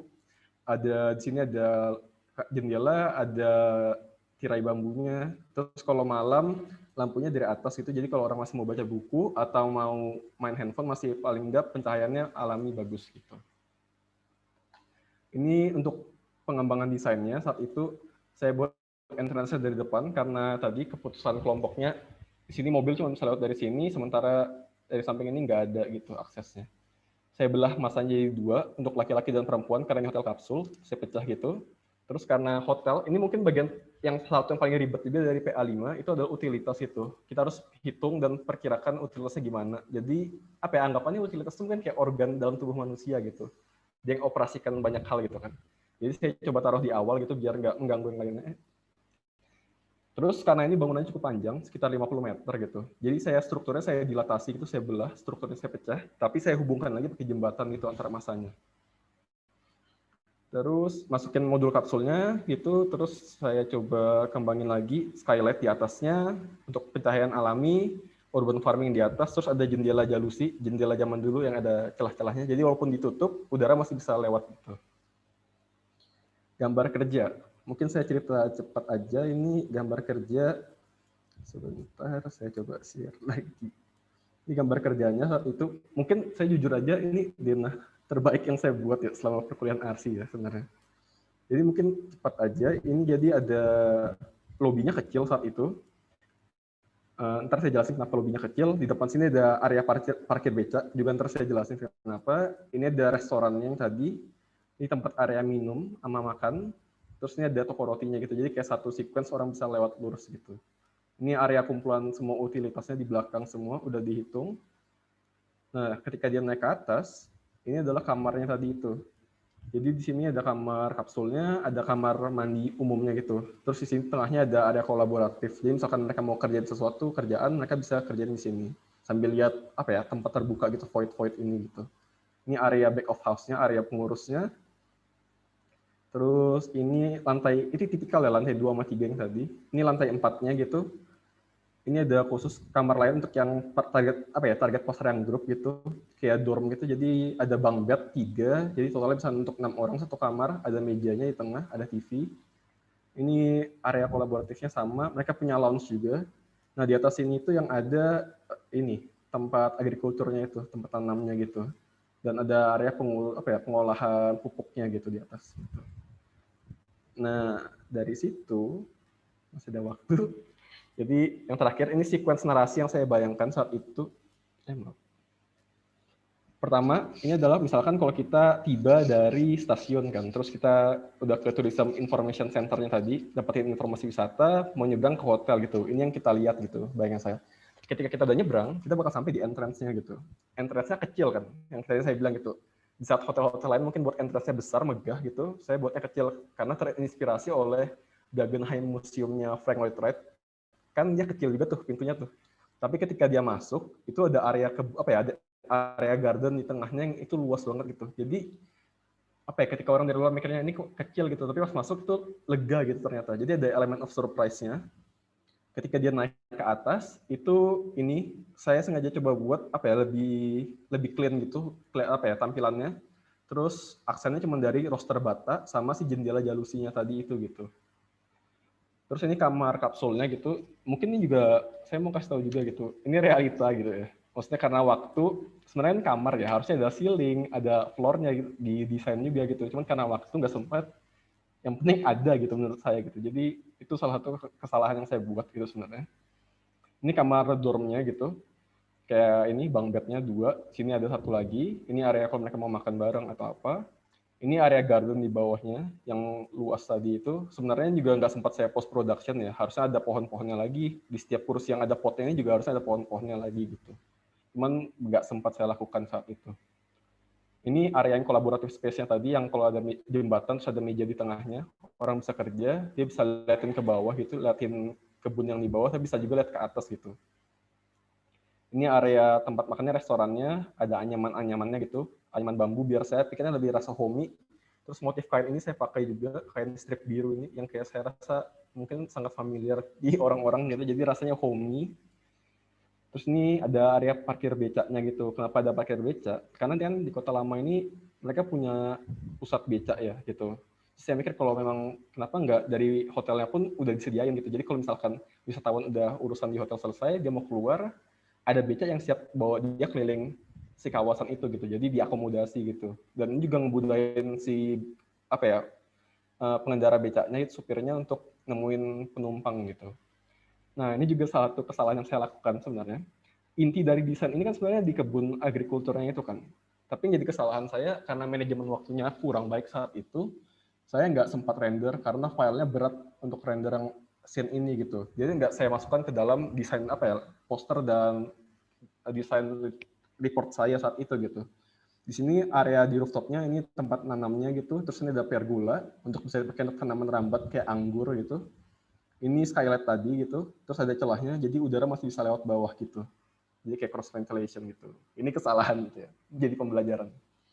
Ini poster yang saya buat satu kurang lebih sama kayak yang udah diceritain tadi. Tapi intinya ini dari makro kita jalan ke lebih mikro gitu. Mungkin itu ya, cuman mungkin harapannya mau bisa ngasih gambaran kalau sebenarnya desain itu bisa dari mana aja gitu, karena ide desain yang ini pun datangnya kayak tadi gitu, dari 3 orang yang nggak ada hubungannya sama arsitektur sebenarnya gitu. Dan ya semoga bisa bermanfaat gitu. Sekian dari saya, terima kasih. Oke, terima kasih kepada Kak Kenny atas sharingnya. Wah, boleh dong teman-teman untuk reaksinya dong, apresiasinya terhadap Kak Kenny. Wow, Boleh ini reaksinya. tersanjung sekali tuh, tersanjung. Wah, tersanjung. Kayaknya kakinya yang tersanjung ya. Oke. Ini aku rada sedih sama senang ya, Sa. Iya, senang banget. Senang karena ini keren banget. Kedua Iya, keren banget. Sedih karena aku makin insecure, Sa. Iya, aku juga. Kayaknya aku udahlah, nggak usah dipertanyakan lagi ya. Iya, nggak usah diomongin. Oke, jadi buat teman-teman yang ingin bertanya, ya ditahan dulu teman-teman. Soalnya habis ini kita akan ada break dance. Break, maksudnya break, bukan break dance. Break. Jadi habis break nanti akan ada sesi tanya jawab kedua dan ketiga. Jadi ditahan dulu ya teman-teman pertanyaannya. Jadi inilah waktunya kita untuk beristirahat teman-teman. Boleh untuk minum, mau ke toilet, merangkakkan badan, boleh. Benar banget. Jadi waktunya cuma berapa nih, Ran? Waktunya banyak banget, teman-teman. Banyak. 5 menit. HP lah, Ran. 5 menit. Cuma 5 menit. Ya, jadi buat teman-teman yang mau minum, mau ke toilet, boleh. Waktunya, tapi cuma 5 menit ya, teman-teman. Dan jangan lupa balik lagi. Soalnya ada sesi selanjutnya nih. Ayo teman-teman. Waktu cuma 5 menit. 5 menit doang. Nah, itu tentang Chinese. Kedua, tentang Jawa. Kira-kira sesi ketiga apa ya? Aduh, apa tuh ya? Aku nggak tahu. Apa tuh ya, Ran, kira-kira? Aduh, aku nggak mau berpikir keras nih, Ran. Karena emang pernah saya berpikir keras? Oke. Enggak sih sebenarnya. Ini kemana nih topiknya nih? Lanjut ke topik, Ran. Oke, jadi sesi ketiga kita kali ini ada apa, Sa? Udah pada penasaran belum? Gak usah banyak nanya-nanya lah, Ren. Udah langsung aja, Ren. Gak usah banyak question ya. Oke, sesi terakhir kita adalah sharing tentang pengalaman presentasi perancangan terbaik butik hotel oleh Kak Amanda dari angkatan 2017. Ayo Kak Amanda. Untuk waktu dan tempat dipersilakan kepada Kak Amanda. Kak Amanda. Aku izin share screen-nya. Oke, boleh.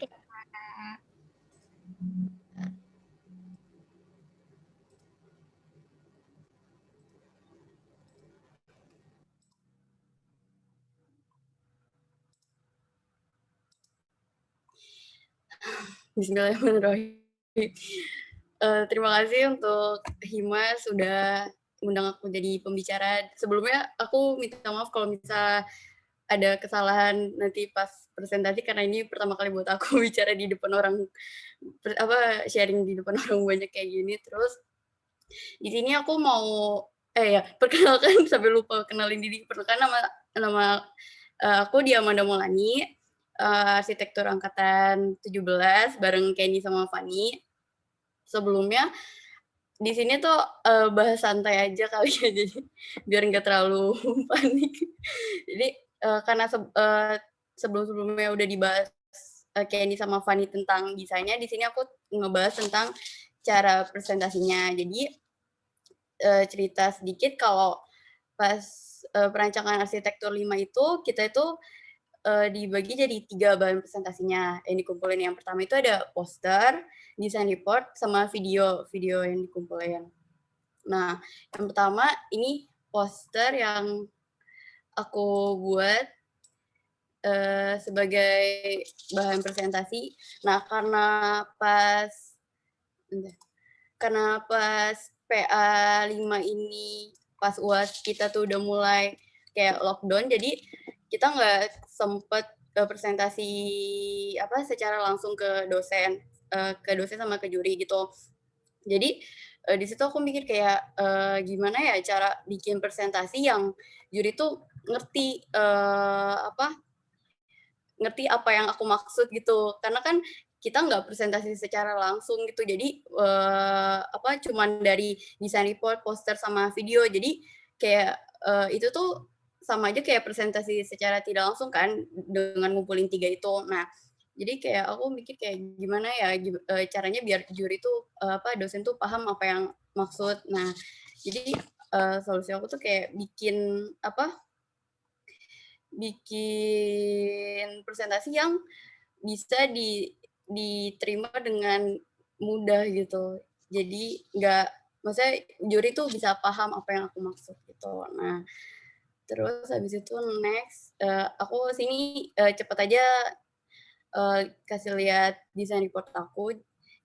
Hotel aku namanya Abiyudaya Hotel di kawasan 2. Nah, di sini tuh yang pertama kali abis cover, aku tuh ngasih tahu tentang project information-nya apa yang aku buat. Terus habis itu aku kasih tahu juga regulasinya di sana sama target hotelnya tuh buat siapa aja sih di hotel aku itu. Nah, habis itu baru masuk ke aku kasih tahu site aku tuh di lokasi yang mana. Kebetulan aku ada di kawasan C, di kelompok C. Terus tadinya tuh ada 2 lokasi, ada ini C2 sama C1 yang di depan sini. Nah, tapi aku ngambilnya di C2 karena banyak pertimbangan juga. Nah, luas tapaknya kurang lebih 4.550 meter persegi. Nah, abis aku dapet tapaknya, aku masuk buat data fisiknya, windrowsnya, sunpadnya gimana, terus temperaturnya gimana, terus ituin data demografisnya tentang jumlah penduduk di kota Tangerangnya gimana, terus banyak tamu hotelnya gimana di Tangerang. Aku masukin di design report, habis itu zoning. Jadi ini tuh zoning sebelum aku rancang. Ini tuh kawasan C, zoning kawasan C. Nah, di kawasan C ini kita tuh dibagi menjadi ada urban park yang dibikin sama teman aku Bella, itu sentra kuliner, itu aku, visitor center, visitor center itu Erika, shopping center daerah, sama traditional market itu Pinkan. Nah, kalau yang ini semua tuh ada di UTS kita sebelumnya. Pas UAS kita disuruh bikin hotel sama dosen. Nah, ini kondisi saya sesudah direvitalisasi. Ada urban park, center kuliner, visitor center, shopping center, traditional market. Terus di depannya itu ada urban park yang sama stasiun. Ini pintu masuk stasiun Tangerang. Nah, habis itu aku buat kolase kondisi kegiatan, kondisi site-nya itu gimana di situ. Habis itu bikin sirkulasi site-nya kayak gimana, diagram-diagramnya tentang lebar jalannya, kemacetan transportasinya tuh di mana aja, terus arah sirkulasi, terus solid void-nya. Habis itu aku bikin respon site terhadap cuacanya gimana, view from site, view to site-nya gimana gitunya. Habis itu baru analisis SWOT di desain report. Terus ada isunya. Kalau isu kawasan C itu waktu kemarin kita rembukannya tuh tentang memudahnya identitas asli kawasan karena pemerintah belum memiliki peraturan yang tetap mengenai cagar budaya pada kawasan tersebut. Nah, kalau di isu site aku tuh pada area site belum tersedia tempat yang representatif untuk mengakomodasi layanan jasa dalam bidang pelayanan penginapan dan untuk dapat memperkenalkan budaya Kota Tangerang yang ada. Nah, di sini aku analisis studi presiden, terus masuk ke konsep di design report. Habis itu aku bikin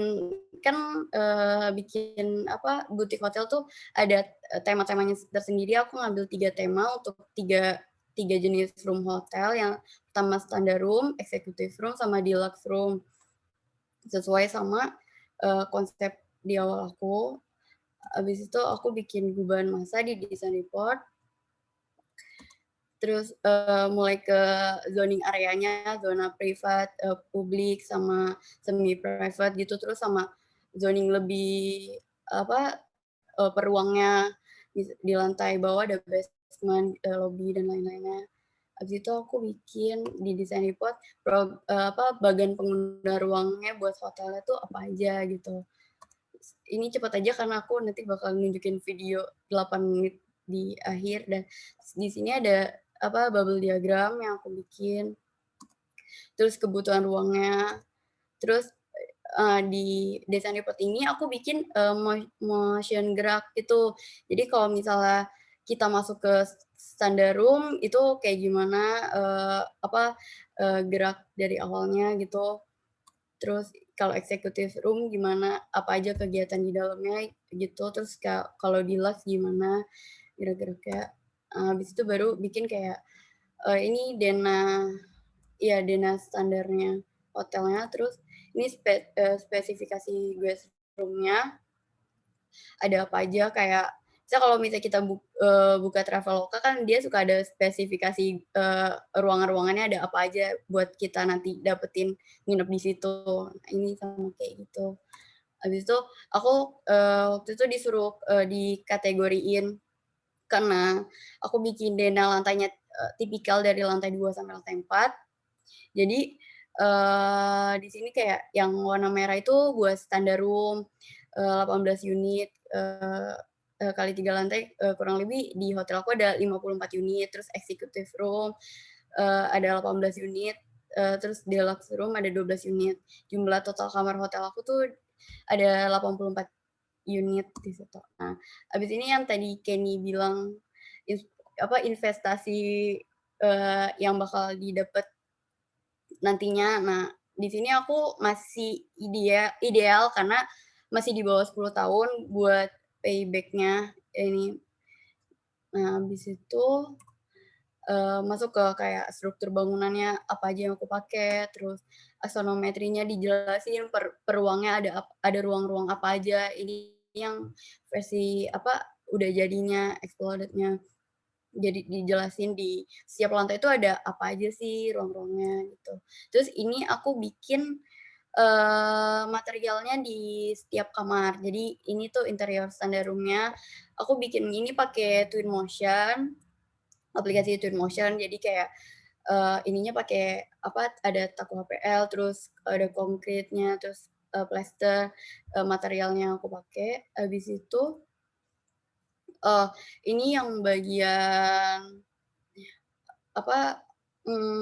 standar bukan yang kamar kedua. Terus ini yang deluxe room-nya. Habis itu ini karena semester kemarinnya pas semester 5-nya ini kan project semester 6. Aku semester 5-nya kan belajar utilitas sama Pak Wito. Jadi aku terapin juga di perancangan di desain report aku ini biar lebih lengkap presentasinya gitu. Ini sistem utilitas plumbingnya, utilitas elektrikal, pengudaraan, pembersih bangunannya pakai apa aja di hotel, terus transportasi dalam bangunannya ada apa aja, terus kayak kebakarannya, terus ada penangkal petirnya. Terus ini master plan Kota Tangerangnya. Aku bikin ini pakai Autodesk Revit. Terus ini gambar kerjanya pakai Revit juga semuanya. Aku bikin pakai Revit. Ini juga mungkin kalau orang-orangnya aku edit di Photoshop, tapi gambar kerjanya semua aku pakai Revit. langsung shadow-nya juga langsung ada. Nah ini potongan lingkungannya, yang bekerjanya ini kayak detail restorannya, terus potongan restoran. Karena waktu itu diminta sama dosen juga harus lengkap kan. Terus ada dana balloon-nya sama potongan balloon-nya. Sini ada exploded struktur sama exploded hotelnya. Terus di sini baru renderannya aku pakai Twinmotion. Kalau yang renderan eksterior, yang interior aku campur 2 renderan. Yang pertama yang buat yang sebelah sini yang bawah pojok kiri bawah ini, sama kolam renang aku pakai Revit renderannya, sama ini juga pokoknya yang paling bawah itu aku pakai Revit. Terus yang atasnya aku pakai Twinmotion semuanya. Terus ini juga pakai Twinmotion, aku rendernya ini juga kamera yang ini Dilsam juga pakai Twinmotion. Di situ aku mau ituin videonya. Bentar. Masih cukup waktunya kan ya? Oh ya.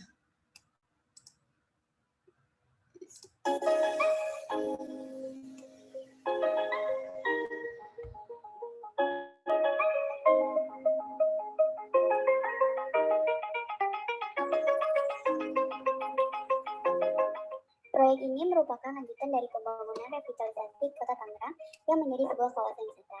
Melihat kondisi Kota Tangerang sekarang yang sudah beralih fungsi menjadi kota wisata, maka dibutuhkan adanya sebuah akomodasi yang menyediakan jasa pelayanan penginapan untuk wisatawan dan masyarakat umum, agar selaras dengan kebutuhan yang ada. Hotel yang akan dibangun adalah Boutique Hotel berbintang 4. Boutique Hotel merupakan hotel yang sederhana dengan konsep yang sangat unik. Hotel ini memiliki kamar yang banyak, tidak seperti pada hotel umumnya.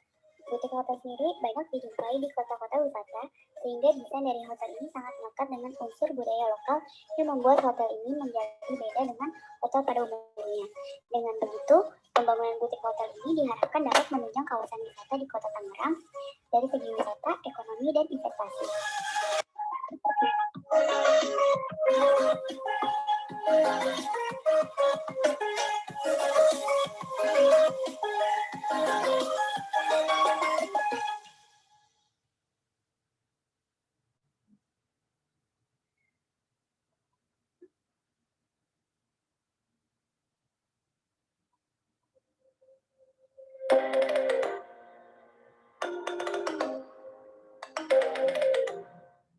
Abi Yudaya Boutique Hotel adalah sebuah hotel butik yang terletak di kawasan C, Wisata Tangerang Lama. Hotel ini memiliki berbagai macam fasilitas yang dapat memenuhi kebutuhan turis yang datang dan ingin menginap di kawasan Tangerang Lama. Abi Yudaya berasal dari kata Sanskerta yang artinya kemakmuran, sehingga diharapkan hotel ini juga dapat menjadi sumber kemakmuran perekonomian pada kawasan wisata Tangerang Lama. Dan juga menjadi hotel yang mengangkat nilai-nilai budaya kota Tangerang melalui desain yang unik.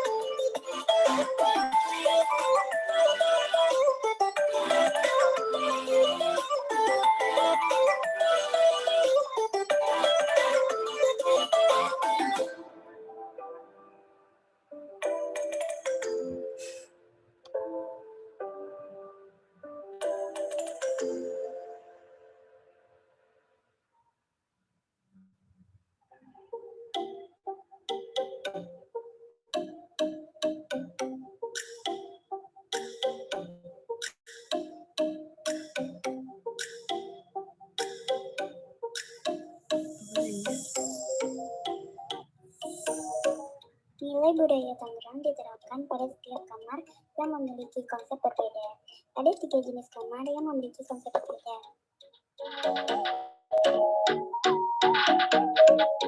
Kamar yang pertama adalah kamar standar yang berkonsep dalam bahasa Tionghoa adalah Su atau keberuntungan.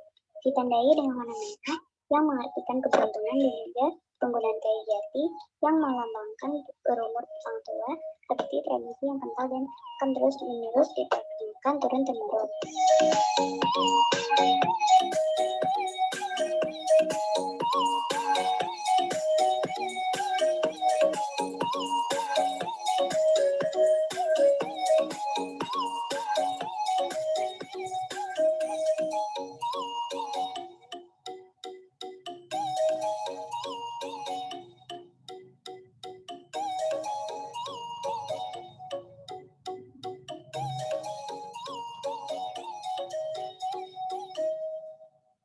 Kedua adalah kamar jenis eksekutif yang berkonsep lu atau kekayaan. Hal ini ditandai dengan warna emas yang merupakan lambang dari koin emas.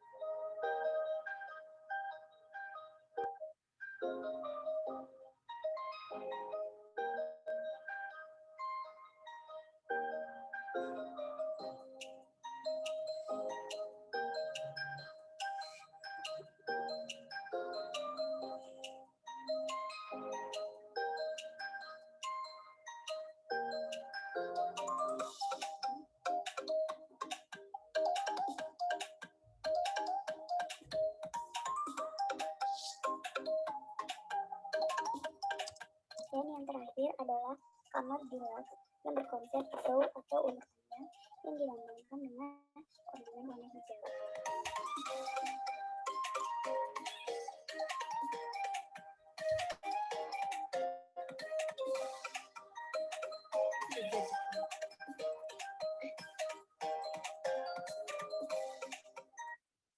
Ya, jadi karena waktunya sudah habis. Bagaimana sih? Bentar. Nah, jadi sorry. Jadi kurang lebih seperti itu presentasi yang aku bikin pas PA5 kurang lebihnya. Terima kasih udah mau lihat dan dengerin sharing aku. Oke. Banyak sekali ya reaksinya ya terhadap video kakak ya. Wah, terima kasih kepada Kak Amanda atas waktunya. Bisa. Iya. Boleh reaksinya dong, apresiasinya dong untuk Kak Amanda. Boleh banget. Aduh. Ayur ya? Ini ada yang bilang bisa. Banyak. Aduh, rendernya bagus ya. Kalau kita render apa render udah di kita, Sa. Iya, nggak apa-apa. Ada proses kok. Oke. Langsung, Ren. Kedua sharing ini benar-benar keren banget ya, Sa. Sama banget sih, Ren. Dan pasti ini ngasih insight baru buat teman-teman bisa. Bener banget, dan pastinya berguna banget untuk kita semua di sini. Oke, kita mulai aja nih. Seperti habis sharing, kita bakal buka dengan sesi tanya jawab nih, Sa. Untuk yang tadi udah mengumpulkan tanya jawab di sesi 2 dan 3. Ada yang nggak sabar untuk bertanya tuh. Sampai di chat privat. Wah. Ayo, siapa? Boleh dipersilakan waktunya? Boleh pertanyaannya. Boleh masih kedua, masih ketiga. Kepada Kak Kenny, kepada Kak Amanda, boleh?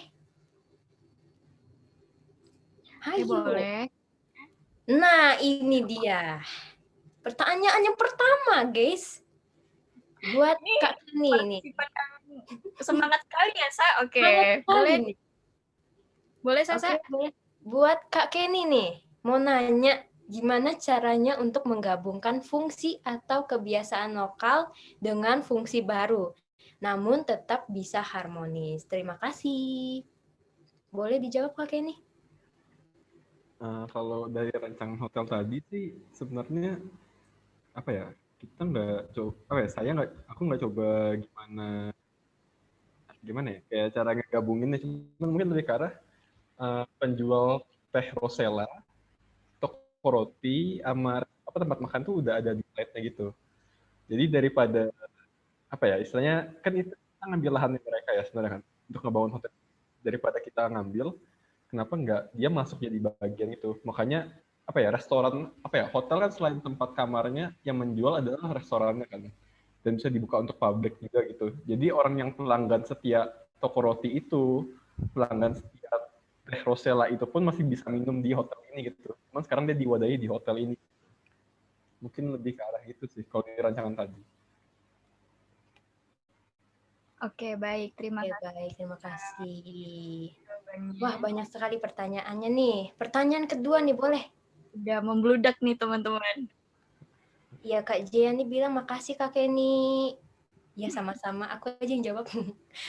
Oke, pertanyaan. Oke, Kak Kenny boleh bilang sama-sama juga boleh. Sama. Oke, pertanyaan kedua. Pertanyaan Dari kedua apa, Ren? Manuel Hendrik nih. Kak, mau tanya dong. Kak Manda, Kak Kenny biasanya buat diagram dari itu memang udah dibagus di progres kutu atau pas deket-deket UAS ya, Kak? Good question. Great. Good question. Wah, gitu. Waduh, pakai bahasa Inggris. Modulan. Kalau aku pribadi, aku ya dibagusin dari awal-awal. Jadi pas udah deket-deket, jadi tinggal masukin aja diagramnya. Jadi nggak perlu bikin ulang capek satu-satu lagi.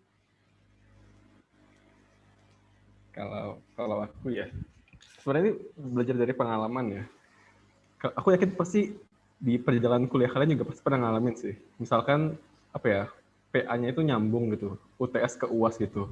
Jadi UTS itu kayak istilahnya ngecek kualitasnya gitu ya, nguji kelayakannya gitu. Nah, kadang kita suka mepet-mepet terus kayak tiba-tiba ngerasa kayak ya udahlah kumpul aja buat UTS, ntar pas UAS baru mau dikerjain apa, dibagusin lagi. Percayalah, biasanya itu nggak terjadi gitu sebenarnya kan. Jadi instead of apa ya, janji palsu ke diri sendiri, kadang-kadang mending di totalitas di awal aja gitu. Jadi bisa kepakai terus diagramnya. Kalau diagram sih biasanya aku dari SketchUp. Jadi ngebuat proyeknya di Revit, tapi kalau diagram di SketchUp terus nanti post production lagi di Photoshop gitu. Bisa gitu workflow-nya.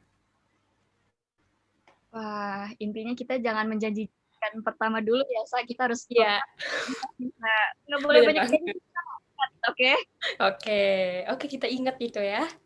Ya. Oke, apakah sudah menjawab, Manuel Hendro? Wah, makasih Kak. Udah selesai. Oke. Langsung kan ke pertanyaan ketiga. Tapi kita sudah membatasi pertanyaannya sampai ke Amalia Bella ya. Jadi ini pertanyaan yang terakhir. Oke. Selanjutnya pertanyaannya, Ren. Oke, jadi pertanyaan ketiga dari William Tedeus. Kalau kata William dari RC 2018 menanyakan bagaimana kita bisa fokus terhadap konsep pemikiran inti atau mengerucutkan ide sehingga tidak meluas. Ada tips and trick? Suhun Mas. Suhun saha? Suhun ya udah sih. Suhun. Boleh Kak Kenny jawab. Jujur sebenarnya sih aku juga nggak aku nggak punya tipsnya sih ya. Maksudnya kayak itu kayaknya udah preferensi sendiri-sendiri. Cuman pokoknya kalau aku itu, ini pengalaman juga ya, PA3 waktu itu sama Bu Tatiana. Aku pernah ditegur hari itu karena kemana-mana mikirnya. Terus Bu Tatiana cuma ngingatin kayak pokoknya selalu alurnya itu dari makro ke mikro, nggak pernah makro, mikro, terus makro lagi gitu. Dan karena habis ditegur Bu Tatiana sejak PA3 itu kayak nempel itu. Makanya tadi kalau aku yang poster, kan posternya juga sama tuh. Dari kiri itu makronya tuh, dari konsep besarnya makin ke kanan itu makin mikro. Itu aja sih kayaknya sih. Kata-kata Bu Tatiana nempel aja gitu tegurannya hari ini. Mungkin boleh Kak Amanda ingin. Sama sih sama kayak Kenny, soalnya kayak tadi lihat dari desain report aku juga kan aku ngebikin diagramnya tuh dari makro terus baru mengkerucut ke desain mikronya. Oke, berarti ternyata kita harus menggunakan kata-kata dosen ya teman-teman. Itu jangan masuk keluar dengan melawan kanan dosen ya, karena itu sangat Kata-katanya Penting loh teman-teman ternyata. penting sekali. Apakah sudah menjawab kepada William Tadeus? Tadeus ya? Tadeus. Tadeus. Oke. Terima kasih. Terima kasih. Oke, 3 pertanyaan lagi. 3 pertanyaan terakhir dari Belinda Delada Rosa. Belinda Delada. Oke. Pertanyaannya, Kak Kenny Kamanda, gimana dong? Kenapa yang dibawa budaya Jawa? Terus KTB sana 0 ya? Hahaha. Hehehe, makasih. Ada hehenya. Jawa ini Oke, maksudnya boleh dijawab. judulnya ya, maksudnya judulnya bahasa Sanskerta gitu-gitu ya. Mungkin Kalau judul sebenarnya sih apa ya? Mungkin kalau teman-teman anak 17 juga apa ya? Kalau untuk aku pribadi tahu gitu. Kebanyakan dari judul-judul karya perancangannya memang pakai bahasa Sanskerta gitu. Kenapa? Karena sebenarnya apa ya? Aku ngerasa bahasa Sanskerta itu punya karakter aja gitu. Jadi kalau dikasih nama itu kayak udah ada karakternya gitu. Daripada kata-kata bahasa Inggris gitu. Itu tapi ini pribadi ya. Sama KTB-nya, jujur aku nggak ingat sih KTB-nya berapa sih di saat itu, karena udah setahun yang lalu. Iya. Kalau aku juga sama kayak bahasa Sanskerta menurut aku kayak ada, jadi kayak misal kan hotel aku kan ada budaya butik hotel gitu. Terus kayak nempel aja di otak gitu. Jadi kayak hotel yang Manda tuh gitu. Kayak ada kesan tersendiri aja gitu pakai bahasa. baik. Apakah sudah menjawab? Kak Belinda dan tong. Bertiga? Oke. Sepertinya sudah, iya. Oke, 2 pertanyaan lagi nih. Dari Kak Stefani Fania. Wah, ini pembicaraan kita yang pertama nih. Wah. Jadi pertanyaannya nih, buat Kak Kenny, aku mau nanya gimana caranya biar jadi sedikit lebih beda sebagai arsitek. Kan mungkin ada banyak sekali caranya, boleh dong di-share ke kita. Pertama, belum jadi arsitek sebenarnya ya. Mungkin kalau beda itu apa ya? Aku nggak tahu juga sih ya. Masih mungkin banyak cara gitu ya. Cuman ini mungkin sama kayak yang waktu sharing magang kemarin gitu. Menurutku sih yang penting banyakin referensi di luar kampus gitu sih. Maksudnya kayak apa ya? Di luar arti gitu sih. Jadi maksudnya apa ya? Masing-masing anak punya something different aja gitu mungkin ya. Mungkin nggak tahu juga. Mungkin kita perbanyak referensi pokoknya gitu. Mungkin. Oke, baik. Jadi harus perbanyak referensi ya, teman-teman. Benar sekali. Apakah sudah menjawab kepada Kak Stefani? Sudah lah ya. Baik, terima kasih. Oke, pertanyaan terakhir, Sa. Pertanyaan dari Amalia Bella Cynthia. Oke, buat Kak Kenny. Saya beberapa kali lihat project Kakak rata-rata konsepnya itu ada unsur budaya atau bambu atau tradisionalnya sama filosofisnya. Kenapa ya? Buat Kamanda, waduh ini ada 2 pertanyaan. Ada 2 pertanyaan. Berapa lama ya itu rendernya? Gimana cara Kakak nanti bisa interior kamarnya? Oke, mungkin boleh dimulai dulu dengan Manda juga Bang. Oke, ini dulu lah. Oke, boleh dilanjutkan. Kalau ya sih, maksudnya mungkin memang kalau anak 2017 juga mungkin pada tahu sih. Waktu semester awal mungkin banyak dikenal apa ya? Nyaku karyanya banyak dikenal kayak pakai bambu gitu ya. Sebenarnya kenapa bambu saat itu ya? Karena bambu itu kan material yang apa ya? Dia mudah tumbuh gitu. Cuman butuh 3-5 tahun dia bisa tumbuh lagi dibanding pohon-pohon kan butuh puluhan tahun. Jadi kayak affordable juga gitu harganya gitu. Dan di Indonesia banyak kebetulan.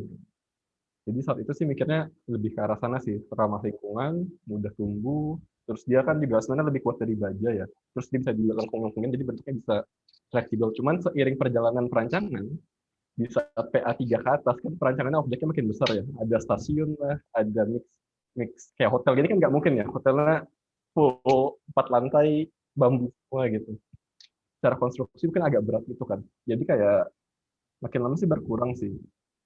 Gitu mungkin ya kalau dari saya. Oke. Oke, baik. Boleh pertanyaannya. Kalau aku bikinnya berapa lama, itu rendernya berapa ya? Ya pasti nggak tidur 2 hari kayaknya. Itu juga sebenarnya percayalah itu nggak selesai. Cuman gimana arsitek tuh nggak gimana waktu dulu kata Pak Bima tuh kalau misalnya udah deket-deket deadline pengumpulan kayak kamu tuh harus kelihatan selesai walaupun itu tuh nggak selesai gitu. Jadi ya itu aja yang aku pegang sampai sekarang. Jadi kalau misalnya kita mau bikin suatu tugas atau apa gitu kayak harus terlihat selesai walaupun itu aslinya nggak selesai. Itu aja kayak nge-lag, terus belum laptop mati, belum banyak hal itu. Terus kayak gimana cara nentuin konsep interior tiap kamarnya, itu balik lagi ke konsep awal yang di Tangerang tuh aku mikirnya kayak banyak tradisi Tionghoanya, jadi aku pakai ngangkat dari situ. Kayak apa aja sih yang warna-warna dari Tionghoa yang mereka itu apa namanya tuh yang mereka sering pakai gitu, kurang lebih kayak gitu sih. Oke, baik. Saya bisa menjawab kepada penanya. Makasih. Oke. Oke, makasih juga. Terharu dengarnya. Wah, Saya juga MC terharu jadi sekali, sedih. Kak. Jadi sedih. Udah mau pulang nih ya kita ya. Oke, langsung terima kasih kepada Kak Kenny, Kak Menda, dan teman-teman yang bertanya. Terima kasih. Oke. Oke, teman-teman. Ngomong-ngomong nih ya, Sa, otak aku hari ini udah penuh banget nih sama ketiga sesi hari ini. Bener banget.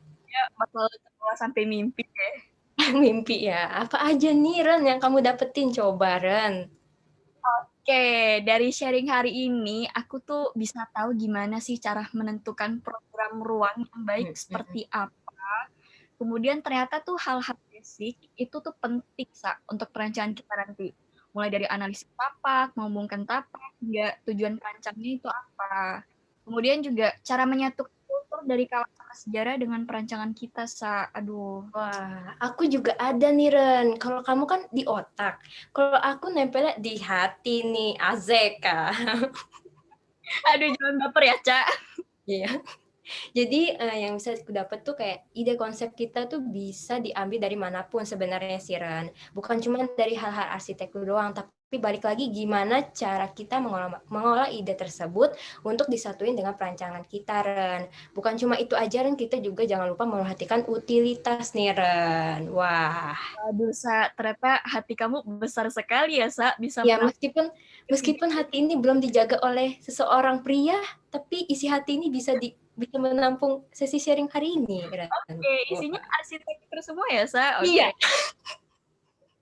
Ya nih, Sa, aku juga belajar gimana cara mempresentasikan perancangan dengan baik.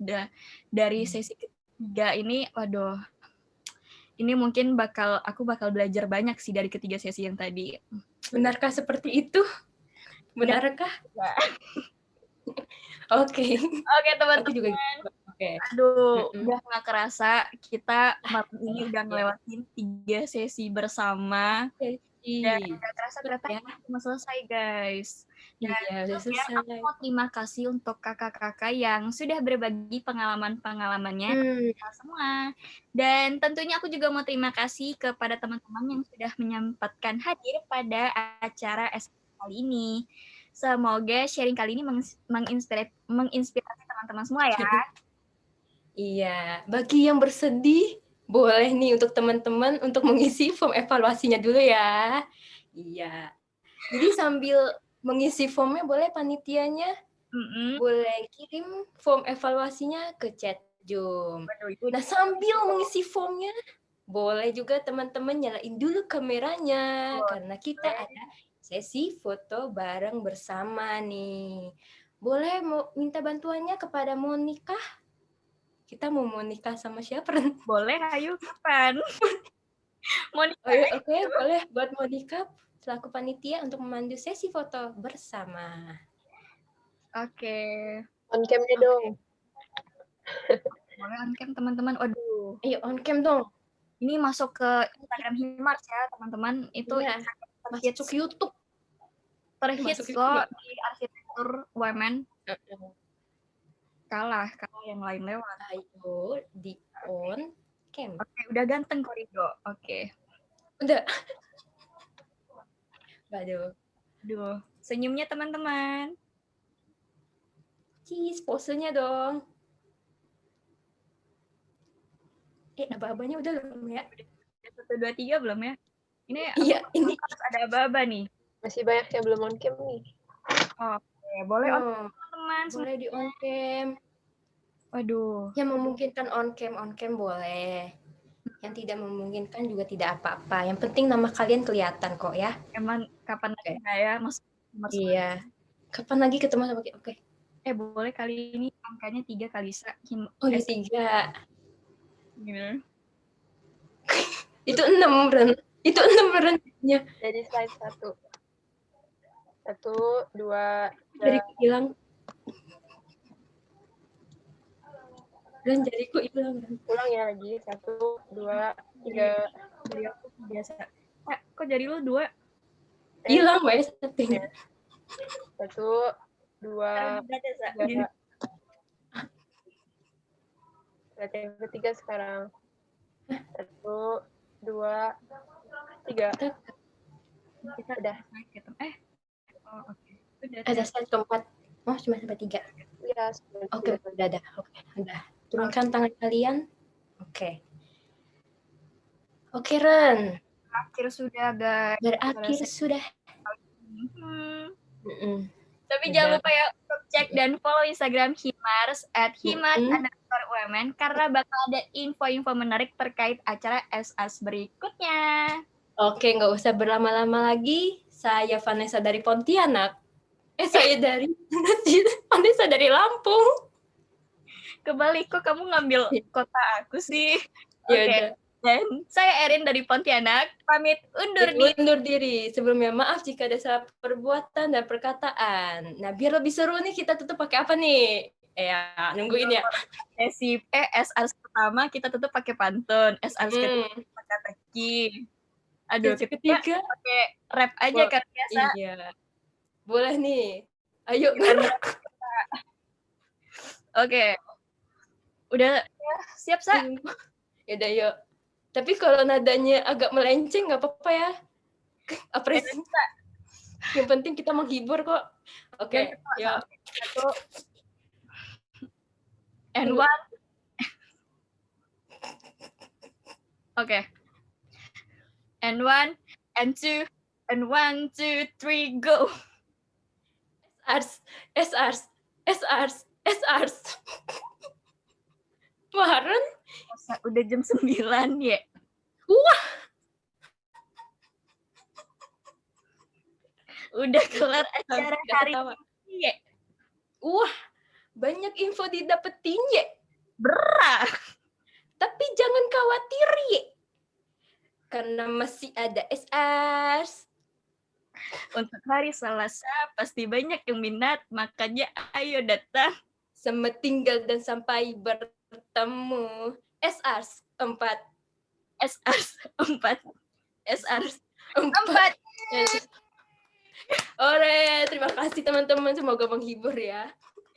Oke, sampai jumpa di SARS berikutnya teman-teman. Terima kasih. Jangan lupa ya di follow Instagram Himars UMN. Jangan lupa isi form evaluasi. Aduh, aku nangis. Ayo guys, nyanyi SARS 4. SARS 4.